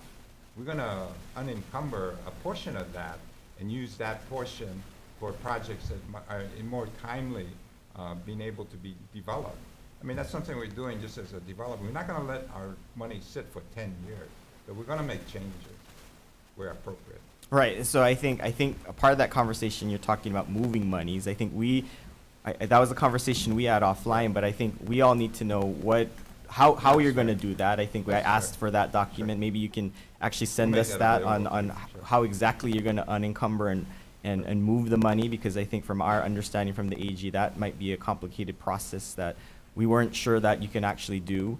But I think part of it is also moving forward. We have to decide if we're actually going to give you more lump sums or we're just going to give you line item for projects. And I think that's a consideration we're going to have to figure out as well. But I think it gives us a little bit more comfort if we know what the status of all this is, right? Because I think all we need really at this juncture is some wins, right? Once we show people that you're building houses, getting people in there, I think they'll buy in. But I think we get a little bit nervous, right? You have 28 projects, and I don't know. We hope your success rate is 100%, but I think the reality is you're probably going to have some that are going to drop off. So you need to make sure you factor that risk in, and you keep us informed of what projects we're just going to abandon at some point because it just doesn't make financial sense. Yeah, and we've abandoned some because it just didn't make sense. And then there was also a reflection of the inadequacy of the developer. You know, he wasn't able to put in his 201H for his portion, as well as funding for the sewer treatment plant. So we abandoned, said, we're not gonna wait for you to get your act together. We're gonna move on to a different project. So we Right. moved that funding and we moved it to another one. Right.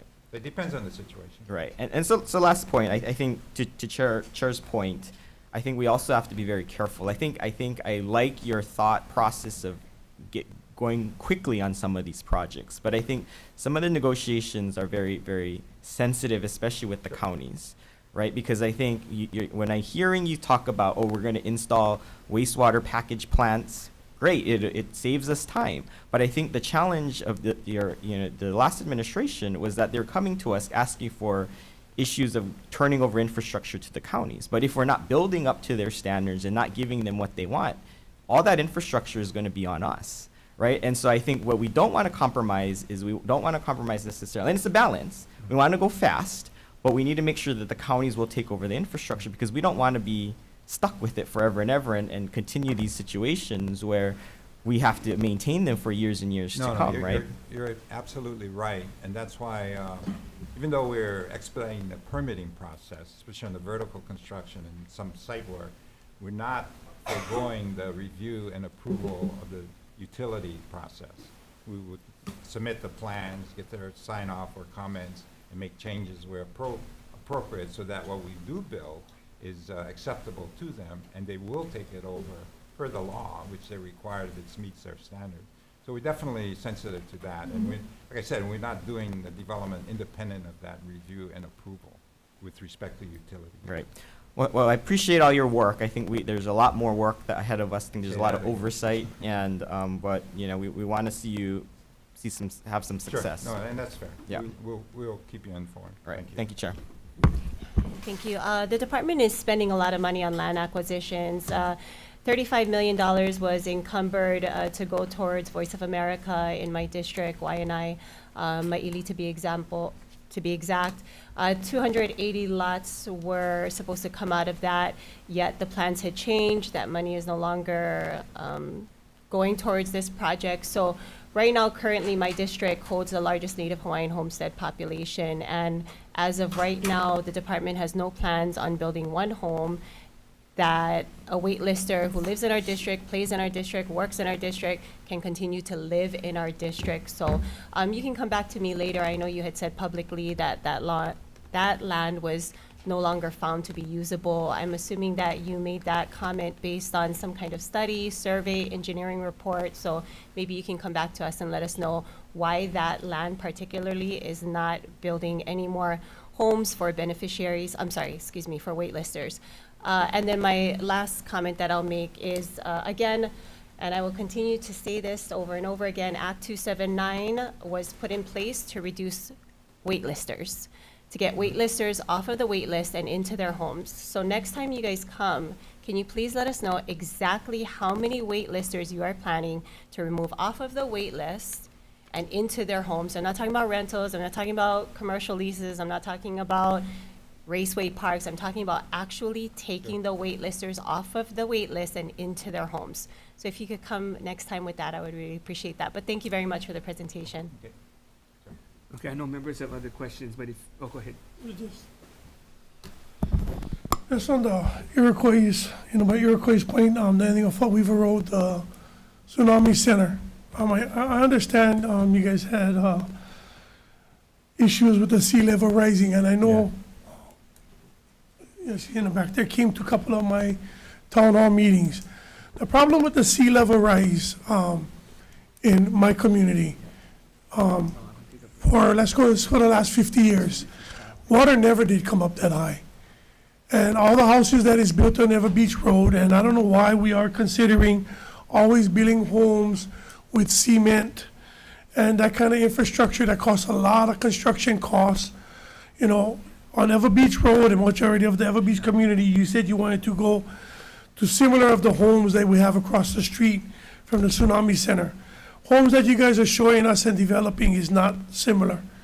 Homes across the street is, they call it post and pier, off the ground, no cement, just easy to access, easy to maintain, plumbing, infrastructure, electrical, all of that is much easier to install why are we not consider, not just here, but other areas that you're having issues with infrastructure digging, like you said, Blue Rock costs a lot of money.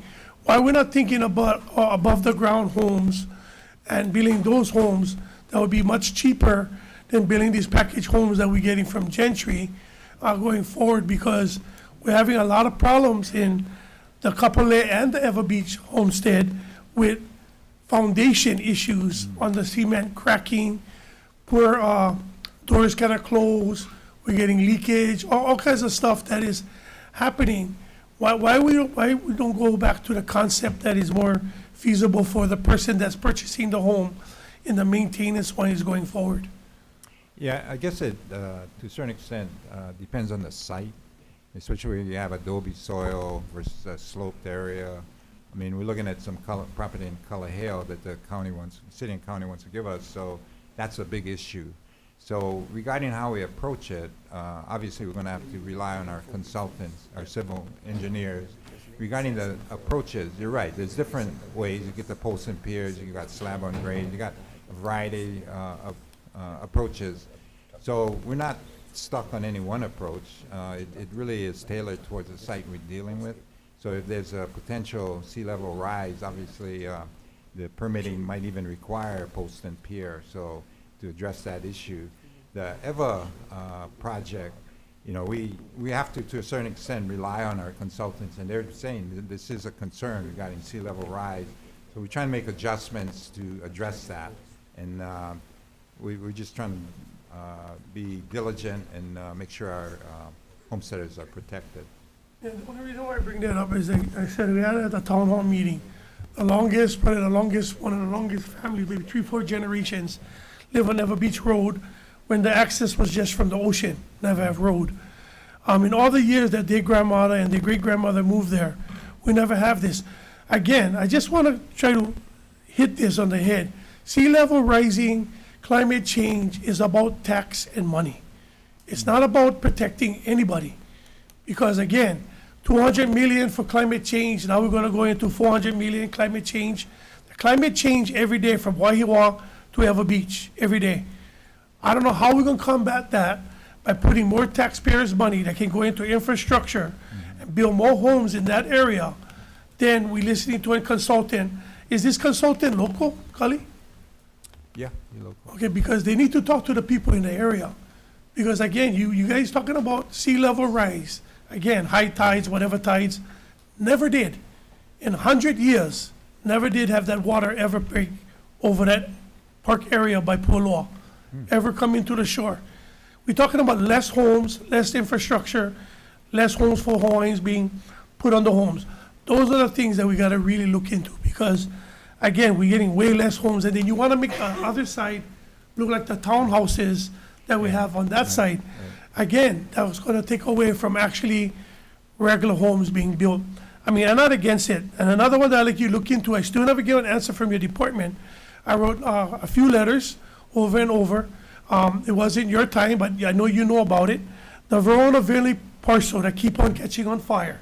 A long time ago, Micah Kane, and I guess at that time with the city was Mufi Hanum and them, swapped the land for the rail station that is now over there by Leeward Community College for the Verona Village to give to Hawaiian homes. I don't know how the Department of Interior, whatever will take place, but the rail station is done. But there is no homes on the Verona area that is a turnkey for commercial, like Chair said, for opportunities for our homesteaders to have businesses there. But it's a beautiful parcel of land that, again, if you keep on catching fire, keep on putting in danger the people over there. So I just like know what is and where are we on that parcel, because you guys saying that's not you guys' parcel, so No, that's I like know who's gonna continue to maintain it. I mean, it was okay that the fire would burn everything, but there's still yet stuff that is still there that needs to be taken care of, so. Yeah, You can let me know what you guys gonna do with that property. We've done the appraisals that were required. Maybe this sounds like. Yeah, we can go on. Yeah, and then on top of that, maybe we can add some of those questions into the memo. Sounds So good. you can put it in writing, Yeah. because then that way we won't have, Okay. he said, she said, and we know that somebody actually responded. Okay. I just wanted to ask one last question. You mentioned that there was a consultant for which, for the, Eva. no, was it Kekaha? Oh, the Kika. No? Well, it's not specific to Kekaha, it was a statewide Oh. assessment. Okay, I'm looking at table 14. I'm trying to figure out which contract that is. We can get that to you. Okay, because I see lots of contracts for, legal, specific housing. I don't see any statewide, Cesspool assessment. yeah. Yeah, we'll get that to Okay. you. Yeah, the consulting one that you was talking about was the one that we in visit. That's the one he said they just got one consulted for, right? No, No, Tamar guys were specifically for that project, right? Well, we're doing a statewide Oh, assessment. of also Cesspool. with them. I'm not No. sure. We'll Okay, get that info okay. to you. Okay, we have OHA in about 5 minutes, so we'll adjourn and then we'll convene at 12:30. Thank So you very much. mahalo. Thank you, Senators.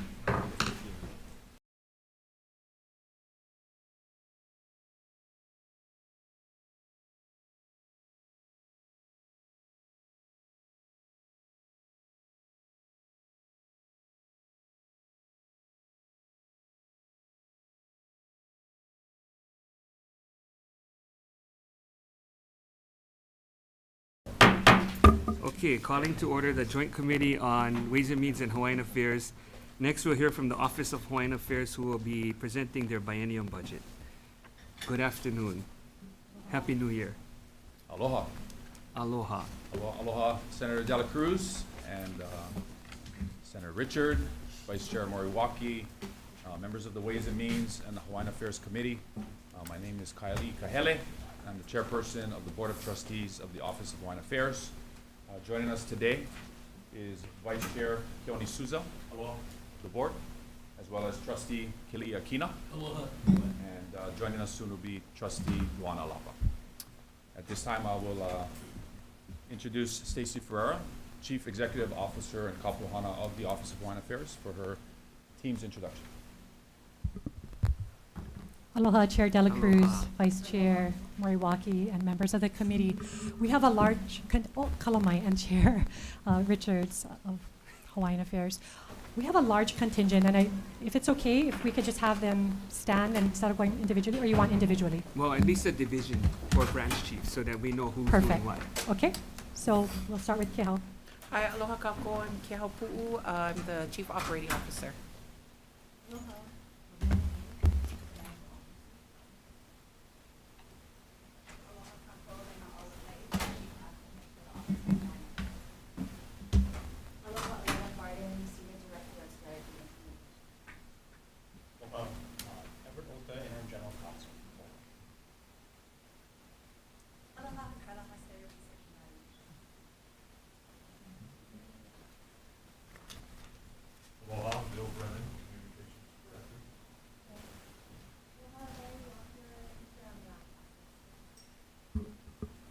And I think we've captured everybody. Mahalo.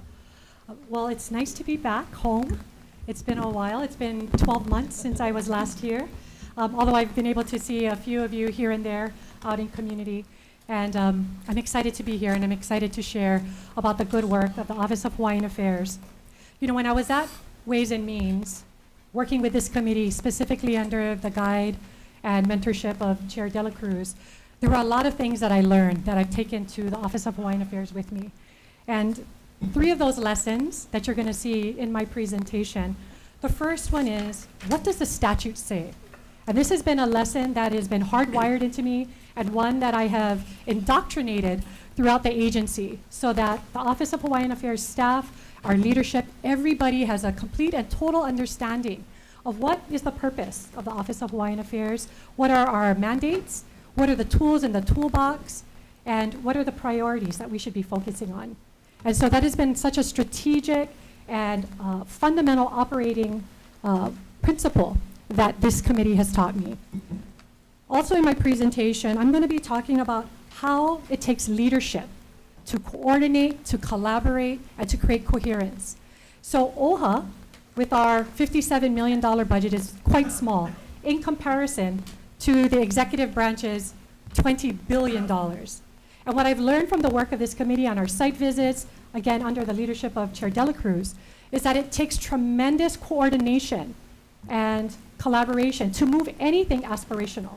And when you look at our food goals, our energy goals, much of that takes multiple state departments working together to make movement, to create transformative change.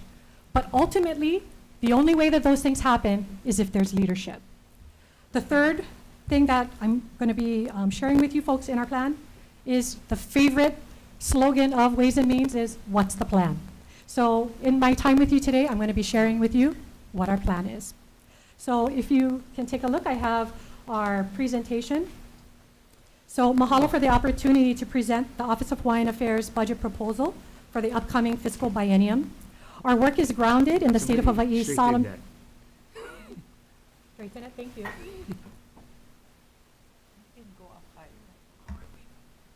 Well, we were trying to avoid any senators, you know. It's getting like Making them blinded, blind, like yeah. corner eye. Thanks, Colin. So our work is grounded in the state of Hawaii's solemn trust obligation and responsibility to Native Hawaiians, as is enshrined in the Admissions Act, the state constitution, and the Hawaii Revised Statutes, Chapter 10 and 10H. And it's imperative that there is critical alignment between and accountability to these foundational mandates and OHA's strategic priorities. Through our biennium budget proposal, we are emphasizing the transformative potential of a collaborative approach between OHA, the legislature, and the executive branch departments and agencies. So this first slide talks about the state's trust obligation to Native Hawaiians. The Admissions Act of 1959 established a public trust reaffirmed by the people of Hawaii in the state constitution to ensure the betterment of conditions for Native Hawaiians. This trust obligation calls upon all branches of government to address the needs of Hawaii's Aboriginal people and to work effectively towards their welfare. Specifically, HRS Chapter 10-1B mandates that all state departments and instrumentalities actively support the goals of the Office of Hawaiian Affairs, recognizing it as a principal agency for addressing Native Hawaiian needs. Next slide.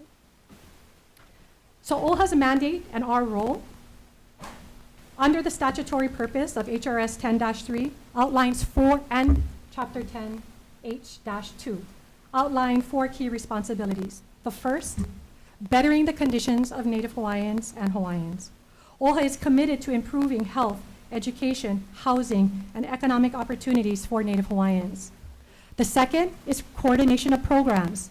OHA is the principal public agency responsible for coordinating all state programs relating to Native Hawaiians, ensuring alignment with the Hawaiian Homes Commission Act and other statutory frameworks.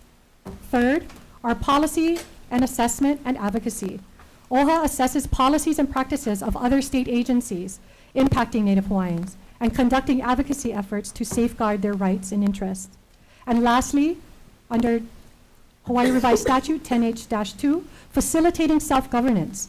OHA is dedicated to advancing recognition and self-governance for Native Hawaiians, including promoting their culture, heritage, health, education, and welfare. Next slide. OHA's biennium budget request represents an extraordinary strategic investment in addressing historical, generational, and systematic challenges faced by Native Hawaiians. It also signals the gravity of our shared kuleana and the opportunities for impactful collaboration. The proposed general fund appropriation of $4.8 million and $4.9 million over the next 2 fiscal years represents a critical investment by this body, by this committee, in OHA's efforts to meet its statutory obligations while serving as a critical multiplier for additional resources. So some key components of our OHA budget include $1.2 million for fiscal year 26 and $1.2 million for fiscal year 27. We would like to ask for appropriations that will support strategic coordination and accountability. Funding for 13 full-time equivalent positions for strategy and implementation staff will enable OHA to operationalize its statutory authority to coordinate efforts with state agencies, ensuring strategic alignment, execution, and accountability. We are also looking at priority agency partnerships. Over the biennium, OHA will prioritize collaborations with the Department of Education, the Department of Health, Department of Human Services, Department of Hawaiian Homelands, and Department of Land and Natural Resources. That's not an exhaustive list, but those are the ones that come to the top when we think about the things that we're trying to accomplish, when we think about all of the disparities that our Native Hawaiian families and the Lahui are facing. These partnerships aim to leverage our shared resources. You folks will be appropriating over $20 billion from this body, as well as house finance. That's a lot of money.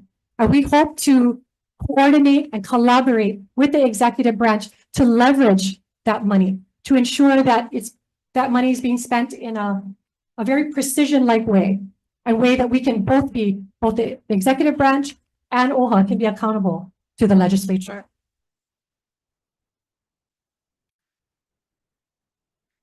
Our other budget request is for $3.6 million in fiscal year 26 and $3.7 million in fiscal year 27. And this is matched dollar for dollar by OHA. So every dollar in this request that we get from the legislature, OHA will match that. We are a multiplier effect. So this is for Native Hawaiian beneficiary and advocacy. We are looking at focusing on affordable, quality housing and related infrastructure, social services, including referral services and case management to at-risk beneficiaries to immediately address unexpected crises. Provided further that program activities shall be designed with an overall objective to provide financial assistance to improve stability during emergency situations. We're also focusing on educational improvement programs for Native Hawaiian students. Provided further that programs shall be designed to help Native Hawaiian students prepare for post-secondary education and economic stability pursuits to support families and communities. We're also asking for funds to provide for legal services and legal representation to beneficiaries, including but not limited to the things that you see listed.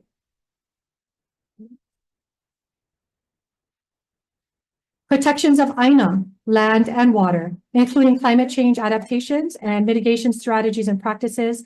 And lastly, cultivating resilient communities through ahupua'a economics or regional economics, as I've heard talked about numerous times, and lots of leadership around regional economic development coming from this committee, as well as workforce readiness. Next slide. So what is the path forward?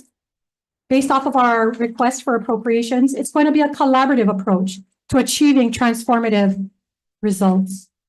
The challenges facing Native Hawaiians stem from decades of systemic inequities, land dispossession, historical injustices, and complex trauma. Addressing these deeply rooted issues requires unprecedented coordination, collaboration, coherence, and accountability between OHA and the executive branch. By leveraging each other's resources and the execution of OHA's statutory authorities, we can create a transformative partnership that reshapes the trajectory of Native Hawaiian well-being across the state. This level of coordinated systemic change and pursuit towards self-governance is a tremendous lift. It has not been attempted by OHA previously, but the stakes demand bold action. That is a lesson I learned from this committee. It has not been attempted by OHA, as I said, but we are willing to step up and lead. We do believe that with your support and the collective will of the governor, the state departments and agencies, that we can begin the vital work of collectively transforming the conditions of Native Hawaiians. Now, I know I've shared with you over 6 slides about what we want to do, but I understand, has this been passed out? Yes. I understand that this committee cares about action. And so the plan that has been shared with you, I've called it the Framework for Collaborative Action between OHA and the Executive Branch, outlines very specifically what we intend to do over the next 2 fiscal years. I've listed for you what our key authority is in carrying out these actions, very specific action steps, milestones, deliverables, and timelines. All of that to hold us accountable and the executive branch. The call to action before you today, Senators, and in closing, OHA affirms its commitment to fulfilling our statutory mandates like never before, and working with the legislature and the executive branch to advancing the trust obligations of the state of Hawaii to Native Hawaiians. With this biennium budget and an unprecedented focus on collaboration, we aim to honor and actualize the principles of the Admission Act, the state constitution, the HRS Chapter 10 and 10H. As stewards of this shared kuleana, we ask for your support in approving OHA's biennium budget request. The investment represents not only compliance with statutory mandate, but also a moral commitment to the betterment of conditions for Native Hawaiians. I mahalo you for your continued leadership and support of OHA's mission. Mahalo. We welcome your questions. Okay, I noticed on table 1, OHA functions, Yes. you didn't fill in department-wide priority. That whole column is blank. We are a small agency, so all No, priorities no. are, Yeah, that has to be filled out. okay, we'll fill it out. Any questions? General questions? Yeah, or- you can go ahead. Hi. Aloha. Aloha. You talked about collaboration, and I was just wondering, we have been talking about a Hawaiian Music and Dance Museum for a very long time now, and been trying to get OHA to work with it since it'll benefit the beneficiaries, benefit the Hawaiian community. Hawaiians are the only entity that don't have a community cultural center or that sort of museum to preserve our music, preserve our dance. That is the soul of the Hawaiian people. And so I'm just wondering, why is it that OHA hasn't taken a greater role in doing this? Mahalo for your question, Senator. We are actually in very beginning conversations with Mayor Blangiardi. We are talking about some of the aina that's at Kaka'ako Makai to have a Native Hawaiian Cultural Center. That will be part of our bigger Kaka'ako Makai plan.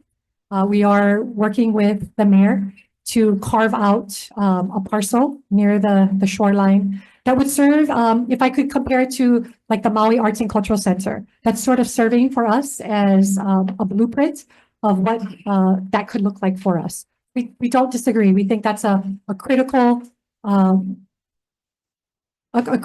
facility that we need, and to have it in the urban core makes a lot of sense.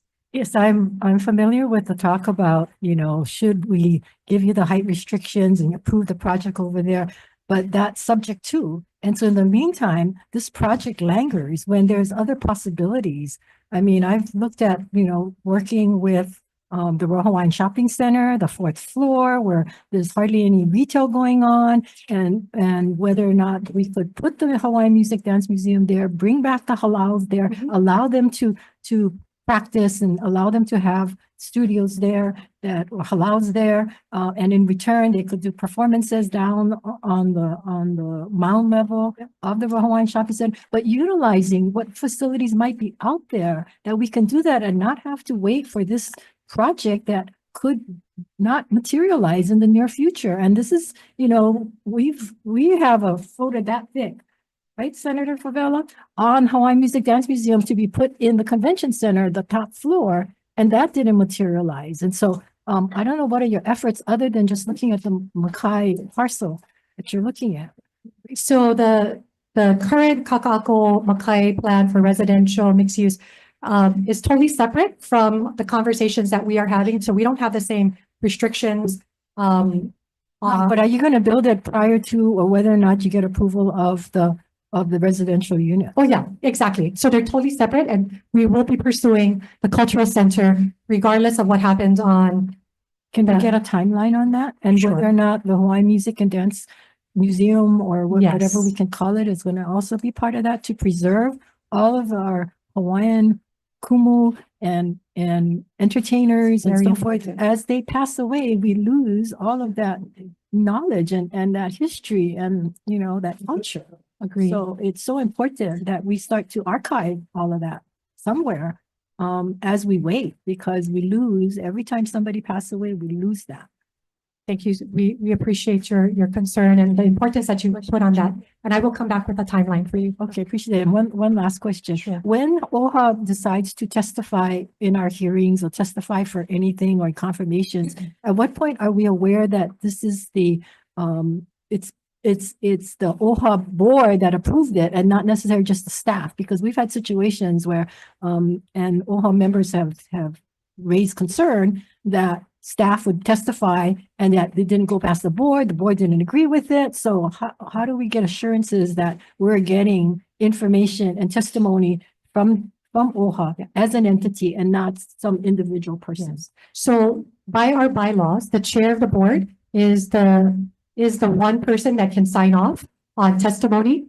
And I know the instance that you're talking about, and I want you to know that that was signed off by previous chair, Lindsay. So that wasn't a staff testimony, that was on behalf of the Office of One Hawaiian testimony, it was a couple other testimonies regarding other situations. And I've had OHA board member write to us and tell us that this was not authorized. Yeah. So again, all I want is assurances that it's going to be authorized by the That is our board. process, Senator. Thank you. Senator, if I can answer that. This is a new day at Oahu, we have a new leadership team. See that? I've, Congratulations to you. Understand where you're coming from, and rest assured that, can't speak for what happened at OHA in the past, but the new OHA, the present OHA, the one that will be, very much involved and integrated in this upcoming legislative session. You'll see more of us, and any testimony that comes out of OHA will be testimony that's vetted by the board, approved at the chair level, and is speaking for the Office of Law Enforcement. Yeah, because if board members aren't aware of it, then obviously it wasn't vetted by them. Thank you. Appreciate that. Go ahead. Okay, thank you. Regarding Kaka'ako Makai and the plans I'm very familiar with, so, and I thought at that outset, that was one of the best plans that I've seen on the Makai side, with the pathways, going from one place to where the former restaurant was. I think that was a beautiful plan. However, so are we talking about changes then that you're going to be making with the previous plans? Well, you know what, going forward? before we get into that, I think we should stick to the budget questions first. Okay, all right. So maybe later on you can let us know you're making changes. Okay, thank you. Okay, I noticed on page 13, your department totals. Department-wide totals. Table 2. There's a max appropriation of 3 million in general funds and 3 million in trust funds. Correct. But that doesn't match the max value on table 14, the contracts, which is $5,415,027 in general funds and $34,216,138.04 in trust funds. If you guys can just explain the discrepancy. Okay, so I just want to make sure that I understand your question, Chair. So you're asking for our base totals of the 6 million, the 3 million A fund, Yeah, 3 million the max trust. value doesn't match. The max value, where are you seeing the max value? Yeah, look at page 14, no, table 14, contracts. So our contracts are actually, are spent on our total budget. So what you're seeing right here is just what we're asking the legislature for, which is only 7% of our total budget, right? But our org-wide budget is 57 million. So I just want to make sure that I'm answering your question. Go ahead. On table 14 are all our active contracts currently. So that includes trust funds and general funds. So it's a total. Okay, so what you're asking for is what, $6 million in new appropriations then? New appropriations Yes. above our base. 1.2 and 3.6. Our base is 6 million. In addition, we're asking, Chair, for 2.6 million in 2027 and 2.4 in Okay, 2026 so that's above and beyond what I outlined. for general funds, Yeah. yes. So currently the trust funds, 34 million in trust funds are being used for contracts. Correct. And so I think that's a really important distinction that you're making, is that general funds, whatever we're coming to the legislature for, is a very, very small portion of our overall budget, about 7%. The remainder of our spend for our operations comes wholly from trust funds, and a very small amount from from federal grants. Okay, and then I just wanted to go over our table 6, which is pages 19 to 22. Yes. The auditor found that without a real estate strategy or land acquisition policies, OHA's approach to identifying and acquiring commercial properties is ad hoc, raising questions about the prudence of trustee action. So how is that going to be addressed? Yes, it's actually, so that was one of the audit findings, and we did respond to let Mr. Kondo know that that was a matter that was being taken up by the board. So the board has a real estate consultant that has been working with the Board of Trustees to create the real estate strategy. And in fact, it will be on the board agenda on the 9th. And that strategy will create the parameters, the guidelines, the overarching strategy for how OHA will be doing acquisitions, dispossessions, and all related development. So the final strategy is going to be presented at the OHA board. Correct. Yes. And public input. Yeah. So it's not the final then. It will be it will be. So there's. Just to clarify, so the real estate strategy, led by our investments and land manager chair, Souza, will be presented at our standing committee meeting on the 8th. A draft of it. Potentially, the draft. Okay. Board action on the 23rd. Okay, so that's not the final. Okay, so that's the first draft that's going to go out to the public. Yes. Correct. And then what's the timeline to finalize that? Several months? 22nd. Yeah. Okay. So in January. So the public has a couple weeks. For sure. It's not the first draft, so we have drafts that have gone to committee back in October, November. And so there's been transparency in what's being proposed and opportunities for feedback from public. So this is, and the board actually did approve part of our strategy, but it's the investment part, right, that we're having more discussion. So this is follow-up info, and yes, we'll get to decision soon. So I know there was a study, hi, thank you for the information, but there was a study, or you were doing a study of all of OHA's assets, the capital assets. Is that included in terms of the actual land and your assessment and how it's going to be used? Is that included in this strategy so that we have all of your assets that are included? So the consultants that we worked with, they looked at all existing documents, facilities, contracts, our HRS. I mean, they looked at everything to help inform the strategy. And again, because it's such a crucial and critical policy for OHA going forward, knowing that, we need to effectuate our mandates. There was a lot of due diligence that was put in, and there's been a lot of discussion with the trustees to get this real estate strategy. But the real estate itself, what OHA owns, the assets, is that included in this strategy as a base of what you're going to do? And is that going to be included in the report? They looked at all existing and even future states, based off of our strategic documents, what we are intending or hoping for, they took all of that into consideration. Senator, as you're well aware, OHA is the 13th largest landowner in the state.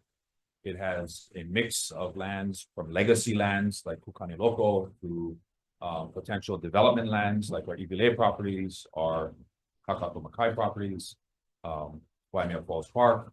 And so we have several different types of land classifications. I think having an inventory and having that as part of the description and then your strategy of how they will be used and for what purposes would be very informative to know what you're working with.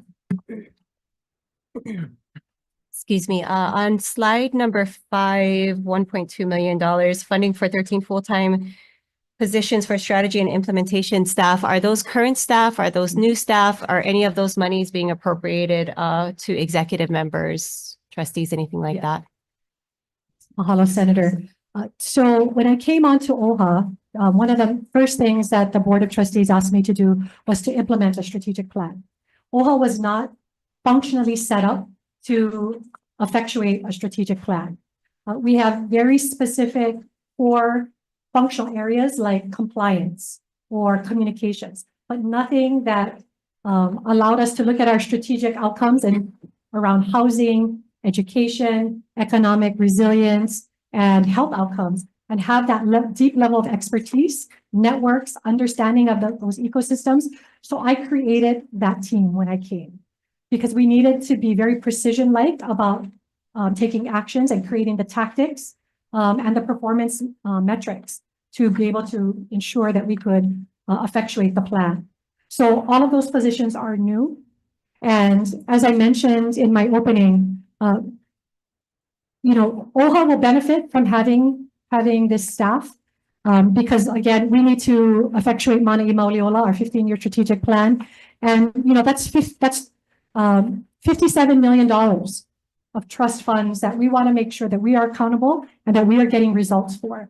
But what I would also like to beg of this committee is that these same 13 individuals are going to make sure that your $20 billion in programs and services that are focused on Native Hawaiians are also getting the results. And that's the mandate that we have. And for the first time, we will have the staffing to actually execute that. One more question. In response to Senator Kim's suggestion about a Native Hawaiian cultural community, I would implore you if you could consider the West Side, considering that's where we have most Native Hawaiians being held. We just had DHHL in here. They are not building on a 90-acre lot in Maili. So I'm assuming that's something that would have to go through the beneficiary consulting process. But I would like to implore you to consider the West Side. Mahalo, Senator. Okay, the real estate strategy though, does it also include revenue generation as part of that strategy? Yes, Chair. So the strategy tries to achieve how much revenue per year? So the strategy isn't going to outline, it's going to be an overarching policy. It's not going to necessarily have. But what's the goal? Once you know your assets and you figure out, we can probably make X amount of million a year.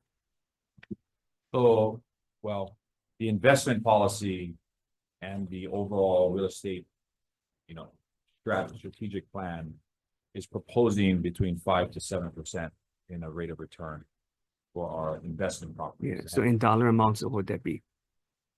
We can get back to you with that. About 20 million. A year. Yeah. That 5% of the market value of our Native Hawaiian Trust Fund contributes to our core spending. About 20 million a year. Okay, so the plan that's going to be presented to the board, well, the draft plan is going to, if implemented, would achieve 20 million a year. Well, they take that into what our current spend policy is and our sources of funds. They need to get a better performance return on the real estate, but for our financial assets, it's at least 7%. 5% gets like I said, contributed to the operations of OHA, and then 7% is a target return on our financial assets. Okay, and then I noticed that OHA is requesting non-FTE personnel service funds. Is that for contracting? So anything that's not, and I'll ask is for those areas of housing, social services. Yeah, so that's contracts? We will be contracting and other. For grants. And so how will that be monitored? We have a grant department and all grants are approved by the BOT. No, but in the sense of what you're trying to achieve, because we've talked about this before, there's no dashboard with OHA traditionally has put in a lot of money toward grants and contracts, but then we don't see how it's changed your trajectory on either prison recidivism or mental health or drug addiction or making sure that Native Hawaiians have a higher amount of graduation rate. We haven't seen any of that. So yes. Your whole purpose is we need a baseline of where Hawaiians are at in stats. Yes. So Chair, I heard this committee loud and clear. For many years, you've been asking the same thing and we've addressed that. So in that handout, the framework, this is exactly what we intend to do. We want to be able to work with each of the state departments and OHA internally as well. How does that tie into the contracts? That's what I'm asking. So they won't, so we've established metric. I haven't passed them out because it's a lot of information, but if you want a copy of these, I can send it to you. But we've established our own internal benchmarks so that we can measure performance. Okay, and if contractors don't meet those benchmarks, Then they are not renewed. okay, because Yeah. traditionally or historically, there have been some contracts where we haven't seen Mm. any progress, but they've been continuous. Yeah, and that won't be acceptable going forward. Okay. Can I just add, so we do create performance metrics, performance measurement tables with all of our grantees and all of our contracts, and our research and evaluation team tracks that. And it's just that we haven't made that kind of the impact data available, or, Yeah. it's not Well, posted that's the online. dashboard that we've talked Yeah, about. and it is specific to the impacts that we're having with those who are being served by So the when do you put program. those, when do you put that online? We need to work on putting that online. We will get back to you with a timeline. Yes. And you can- Okay, so we can see an established floor of where Hawaiians are at in different areas, as far as jobs, housing. And we you do know, have on health. data that we collect annually, called our Native Hawaiian Data Book, but we also have, as our CEO has shared, baseline data for Native Hawaiians in the areas that we are aligned to our strategic plan. We haven't made that public yet, though, but Yeah. we will. Because that would help provide the justify to timeline. me a lot of this money. If you see trajectory going up, then but if I see the same, but we're asking for more money, And- then and we I- have to have a conversation, or even going down. I agree. And I think the biggest bang for the buck for this committee is actually when we start baselining and creating performance metrics with the departments, the executive branch departments, because that's where the bulk of your folks' money is. That's where the $20 billion, right? So that's where we want to make sure that we're baselining with the executive branch as they're putting programs and services and assisting Native Hawaiians. We want to make sure that that money is being maximized as well. I'm sure they'll enjoy that. To follow up on that, with, we just had, a briefing with DHHL. They have a lot of land. They need money to develop housing. And I see that you're intending to collaborate, but what is the collaboration that you have so that you can build housing faster by providing funds that you have in trust for Native Hawaiians, so same beneficiaries as you folks have? Absolutely. Collaboration looks like many different things with DHHL. And I want to just say that Chair Watson has been an amazing collaborator and partner for us. And we're just at the very beginnings of the potential of what our collaborations can look like. And that actually goes for all of the state departments, who I had the great benefit of knowing all of them through my work here at WAM. So being able to collaborate and start coordinating is something that I'm really looking forward to. In specific to DHHL, we are paying on their debt service, mahalo. So $3 million a year.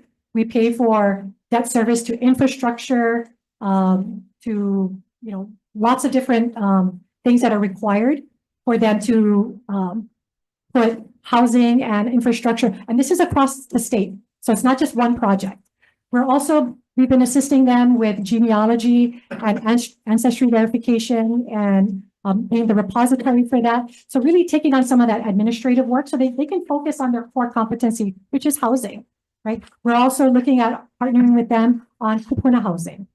There are other opportunities. So one of the things I learned from this committee is how do we leverage each other's resources and our superpowers?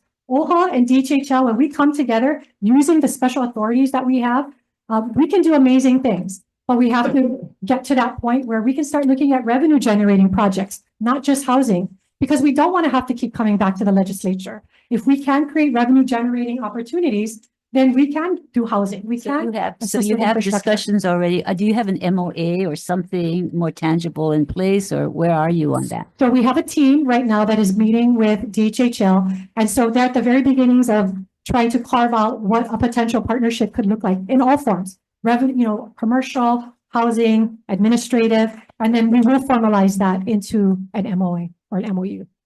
You have a timeline of when you. They just had their first meeting. It's been a few weeks ago. I can get it to you by the end of first quarter. That's being ambitious because the state doesn't move very quickly, but I can at least give you a timeline. Good, thank you. I just want to add that, like what Stacy had mentioned earlier, that we do pay for the debt service for DHHL and their infrastructure to build homestead, houses on homestead. And so this revenue bond series started off at a 42.5 million.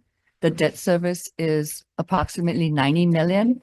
There was a refinance in 2017, and that actually lowered the savings to 21.6 million and took off 7 years off that debt. So that debt service will come due or will be finished in 2031, 7 years. Or- yeah. So I've just asked Colin to make a copy of what we pay for in terms of debt service so that you can have a really good understanding, because it is very comprehensive and it's statewide in terms of the support we provide. Revenue bond. So issued in 2008 under the leadership of Michael Connie when he was at DHHL. 3 million a year for 30 years. That OHA's commitment, DHHL, they could open up more housing. The reduction in the years, like Mona indicated, allows the bond to be paid off in 2031. What other projects you're working on? Okay, on table 11, can you redo that? Because not everyone, we can't have number one Okay, on Got it. every, you got it. yeah, because that just means you get nothing. You actually have to fill this out We'll correctly. do that.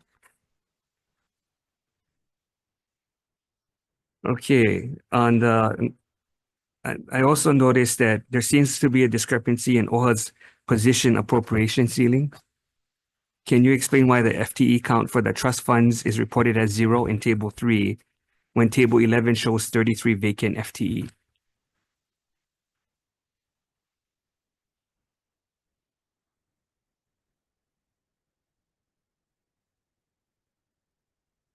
Okay, so basically what you're looking at here is a reflection of what we were asking for in general funds. That's the FTE count. And so this is actually a cleanup that we did from, so what I noticed when I went over to OHA was that previous budget bills were never cleaned up. So we're asking for reductions of FTE in A and T because those positions don't exist. So we did a lot of housekeeping in this current budget bill because I wanted to ensure that House Finance and Senate Ways and Means actually had a true accounting. But why not just redescribe that for the 13 you're asking for? We did. So we basically, we minused, let's see, where am I looking? Yeah, so, well, what we wanted to do, Senator, is we cleaned it up, we zeroed it out, and then we made the addition of the 13. Instead of keeping it and redescribing it. Well, it doesn't exist. That's what I'm saying. Like on our books, these things do not exist. So that's why I wanted to, I know it was weird. Trust me, coming from Ways and Means, it was weird for me to see it. And so we made a conscious effort to clean this up so that our books, our vacancies, and our FTE count matches what you folks have in your system. It doesn't. So all these vacant positions are needed. So they were on the, They were they were on the books, but not on your accounting. Exactly. It was very strange. These that you've listed are all the ones that you need. So These you're looking at the positions. vacancy table now, Yeah. Senator? Table 11. 11. 11. Yeah, shows 33, right?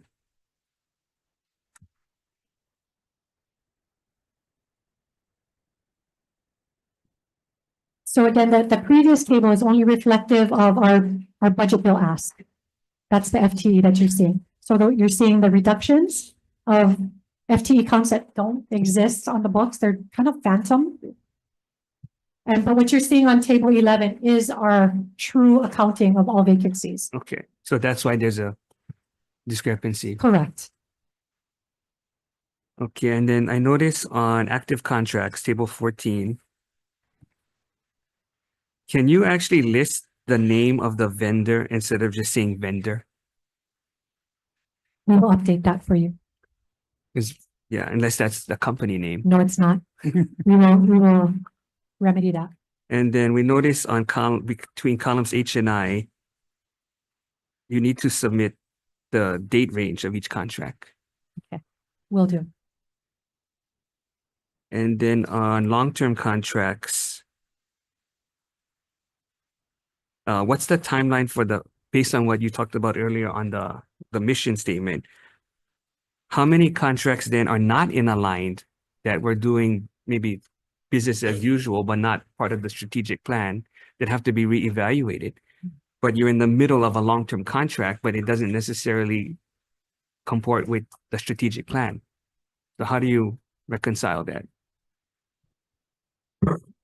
I don't think that we have current contracts. No long-term regarding, contracts. yeah, regarding development. It's just operational, say, Colliers that does property management type of contracts.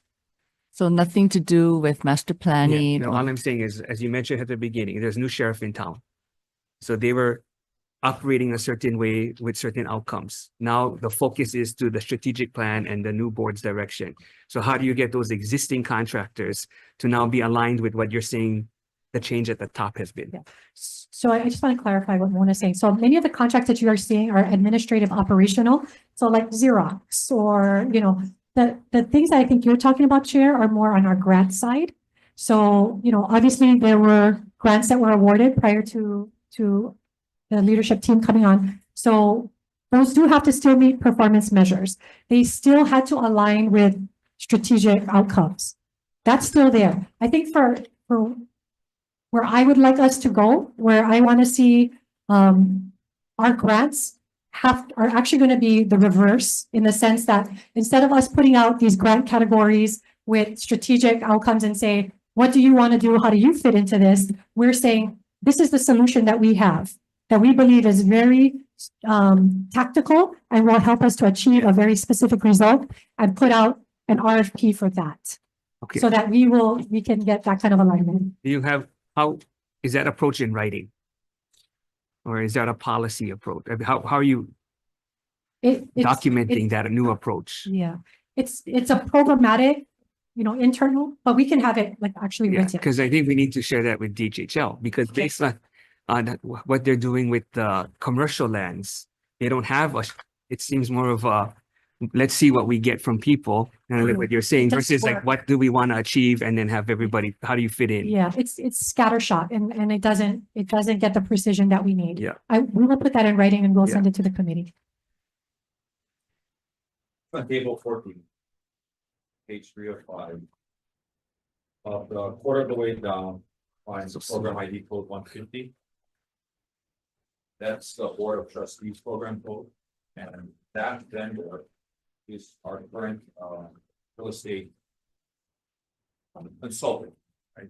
Currently under Chair Souza's leadership, the ILM committee, we're evaluating that vendor. Okay, Contract, that's to make good. sure that their performance metrics match with our. Yeah, so they're not all administrative, like Xerox. Some of them are like what we're talking about. Yeah. Yeah, so that's where if you can go through that list and we can see what you're evaluating. According to your foundations, the major areas that you're trying. Yeah, I mean, I agree with that approach, because if not, you're wasting money. Senator Pavel. Yeah, just a quick one. How you guys plan to stay the $15,000 to support the Hawaiian language in our schools?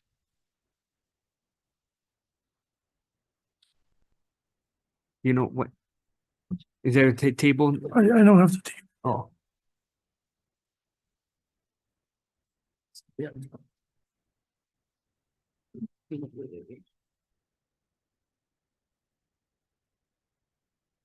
Senator, I just want to repeat the question to make sure that I. 715,000.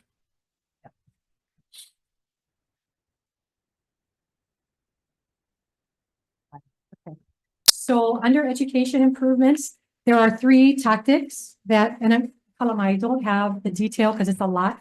But we do have 3 programs that we are going to be focusing on for that appropriation.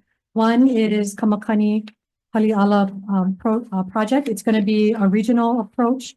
We are looking at Hawaiian focused charter school curriculum and design development. And then also our 3rd project will be looking at Native Hawaiian cultural practitioner pathway. So working very closely with the DOE on creating a CTE pathway. Right now, the DOE does have a navigation CTE pathway, but we want to broaden that for other cultural practitioners, especially in health, behavioral health, mental health. We think that there's a huge shortage, absolutely. And we want to be able to use our Ike Kupuna to be able to create that next generation of practitioners. Huge void, a huge opportunity for us. So we're going to put emphasis there. We're also looking at. Don't you think P20 should be doing that? We will. So we've talked to Camille and Keith at the DOE. But P20. I will. I know your focus on having P20 coordinate. What's their role? It is their role. We started with just the conversation with the superintendent, but we will broaden that out to CTE. Yeah, because at some point you have to connect to community college. Absolutely. Hole'imua. Yes. Or Hele'imua. Yes, which we did sign up to assist with our vacancies. The reason why I bring that up is because, and I just, since I've been in the square building, I've been emphasizing that our DOE should be having Hawaiian language and culture in the school, however they're going to implement them. And maybe a guidance from OHA, maybe the support from OHA. Well, they have a whole office of Hawaiian education in DOE. Yeah, but nothing is being implemented in a sense of strategically for the kids. Yeah, but I think that goes back to her first point of Correct. Of reviewing some of the programs that have Correct. Hawaiian missions to make sure that that there's some synergy with OHA's Yes. mission. Thank you, So Chair. they just have to go back and figure out. I don't know if you have a whole accounting of every program, That's part of the work. That's part of the work that's been because it's probably described. millions of how much we put in. Absolutely. The budget is 20 billion. And so if you just look at human services and how much is put in $4 billion and how much Native Hawaiians are So serviced. when they're asking for, if we add any additional, then we would have to cut from somewhere else. No, I'm not asking for additional, I'm just asking for the requirements that the DOE should be implementing. I mean, that's their job. Oh, yes, well, that's what On I thought. education. That's our proposal. That's the reason why people thinking that our language is dead. Absolute Senator, You know? that is part of our So- proposal to work very directly with the DOE as one of the first departments, strategic departments that we are going to partner, coordinate, collaborate to ensure that the goals that we want to set for, actually to meet the mandates in Chapter 10 are actually being done in coordination with the executive branch. OHA cannot do it alone. And really the big gorilla in the room with the resources is the executive branch.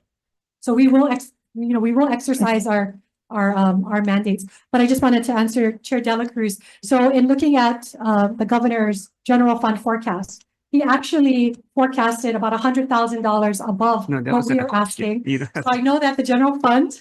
No, I'm Can't saying accommodate if people want requests. to add additional funds, then we have to cut from somewhere. Yeah, so I'm not asking for funds, because if you look at our constitution on the education, Yes. we're not following it, just like how we're not following the Hawaiian Home Act. No, well, yeah, but You know? some of it, they have, once they do. No, I'm not asking them, what I was trying to explain to them, and I guess you guys all got it wrong. I said, I have a bill, I had a bill last year and this year.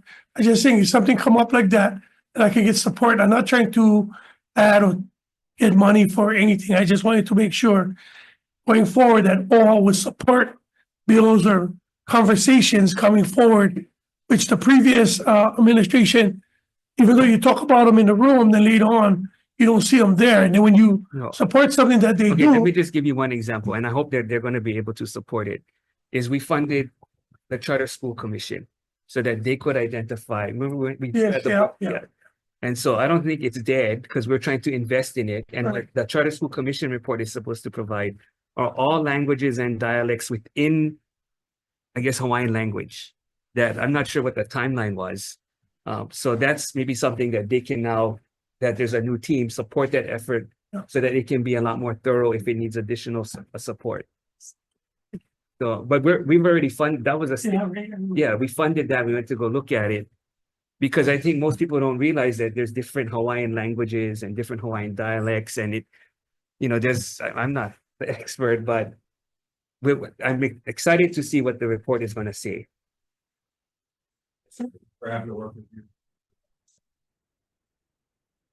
thank you. Yeah, but that specific one, because there's an effort, I'm hoping you guys can support Charter School Commission. Yeah. And that's because they were the only ones that wanted to do it. which is sad. Yeah, but yeah. Can I ask a question since we're talking about the charter schools? Okay, with the commission, I would suggest that you review the commission's mandate about allowing the charter schools so that they can get financial background when they want to make improvements to their facilities. We're stuck at the 5-year program. And I think my understanding is that the contract or there's something that has to do with the 5 years that they can't get a banking approval if they want to make improvements. And I think we had a bill last year and the year before DOE. I mean, somehow the commission keeps killing it. All they're asking for it be increased to 10 years so that they can qualify for their financial application process with the banks. But anyway, that's something to look at. Mahalo, Senator. We'll take down that note. And, you know, OHA is uniquely positioned to be advocate. So I think that's something that we'll look into, and we'll definitely meet up with you. I'll try to find the information that I received as well, and from our native Hawaiian charter schools. We'll follow up with you directly. Thanks. Mahalo, That Senator. to me is very vital because we don't contribute. DOE does not give monies for facilities for charter schools. Well, you can take it from your district if you want to. Okay, we're gonna adjourn, and in 10 minutes, we're gonna start the DCCA hearing. Thank you.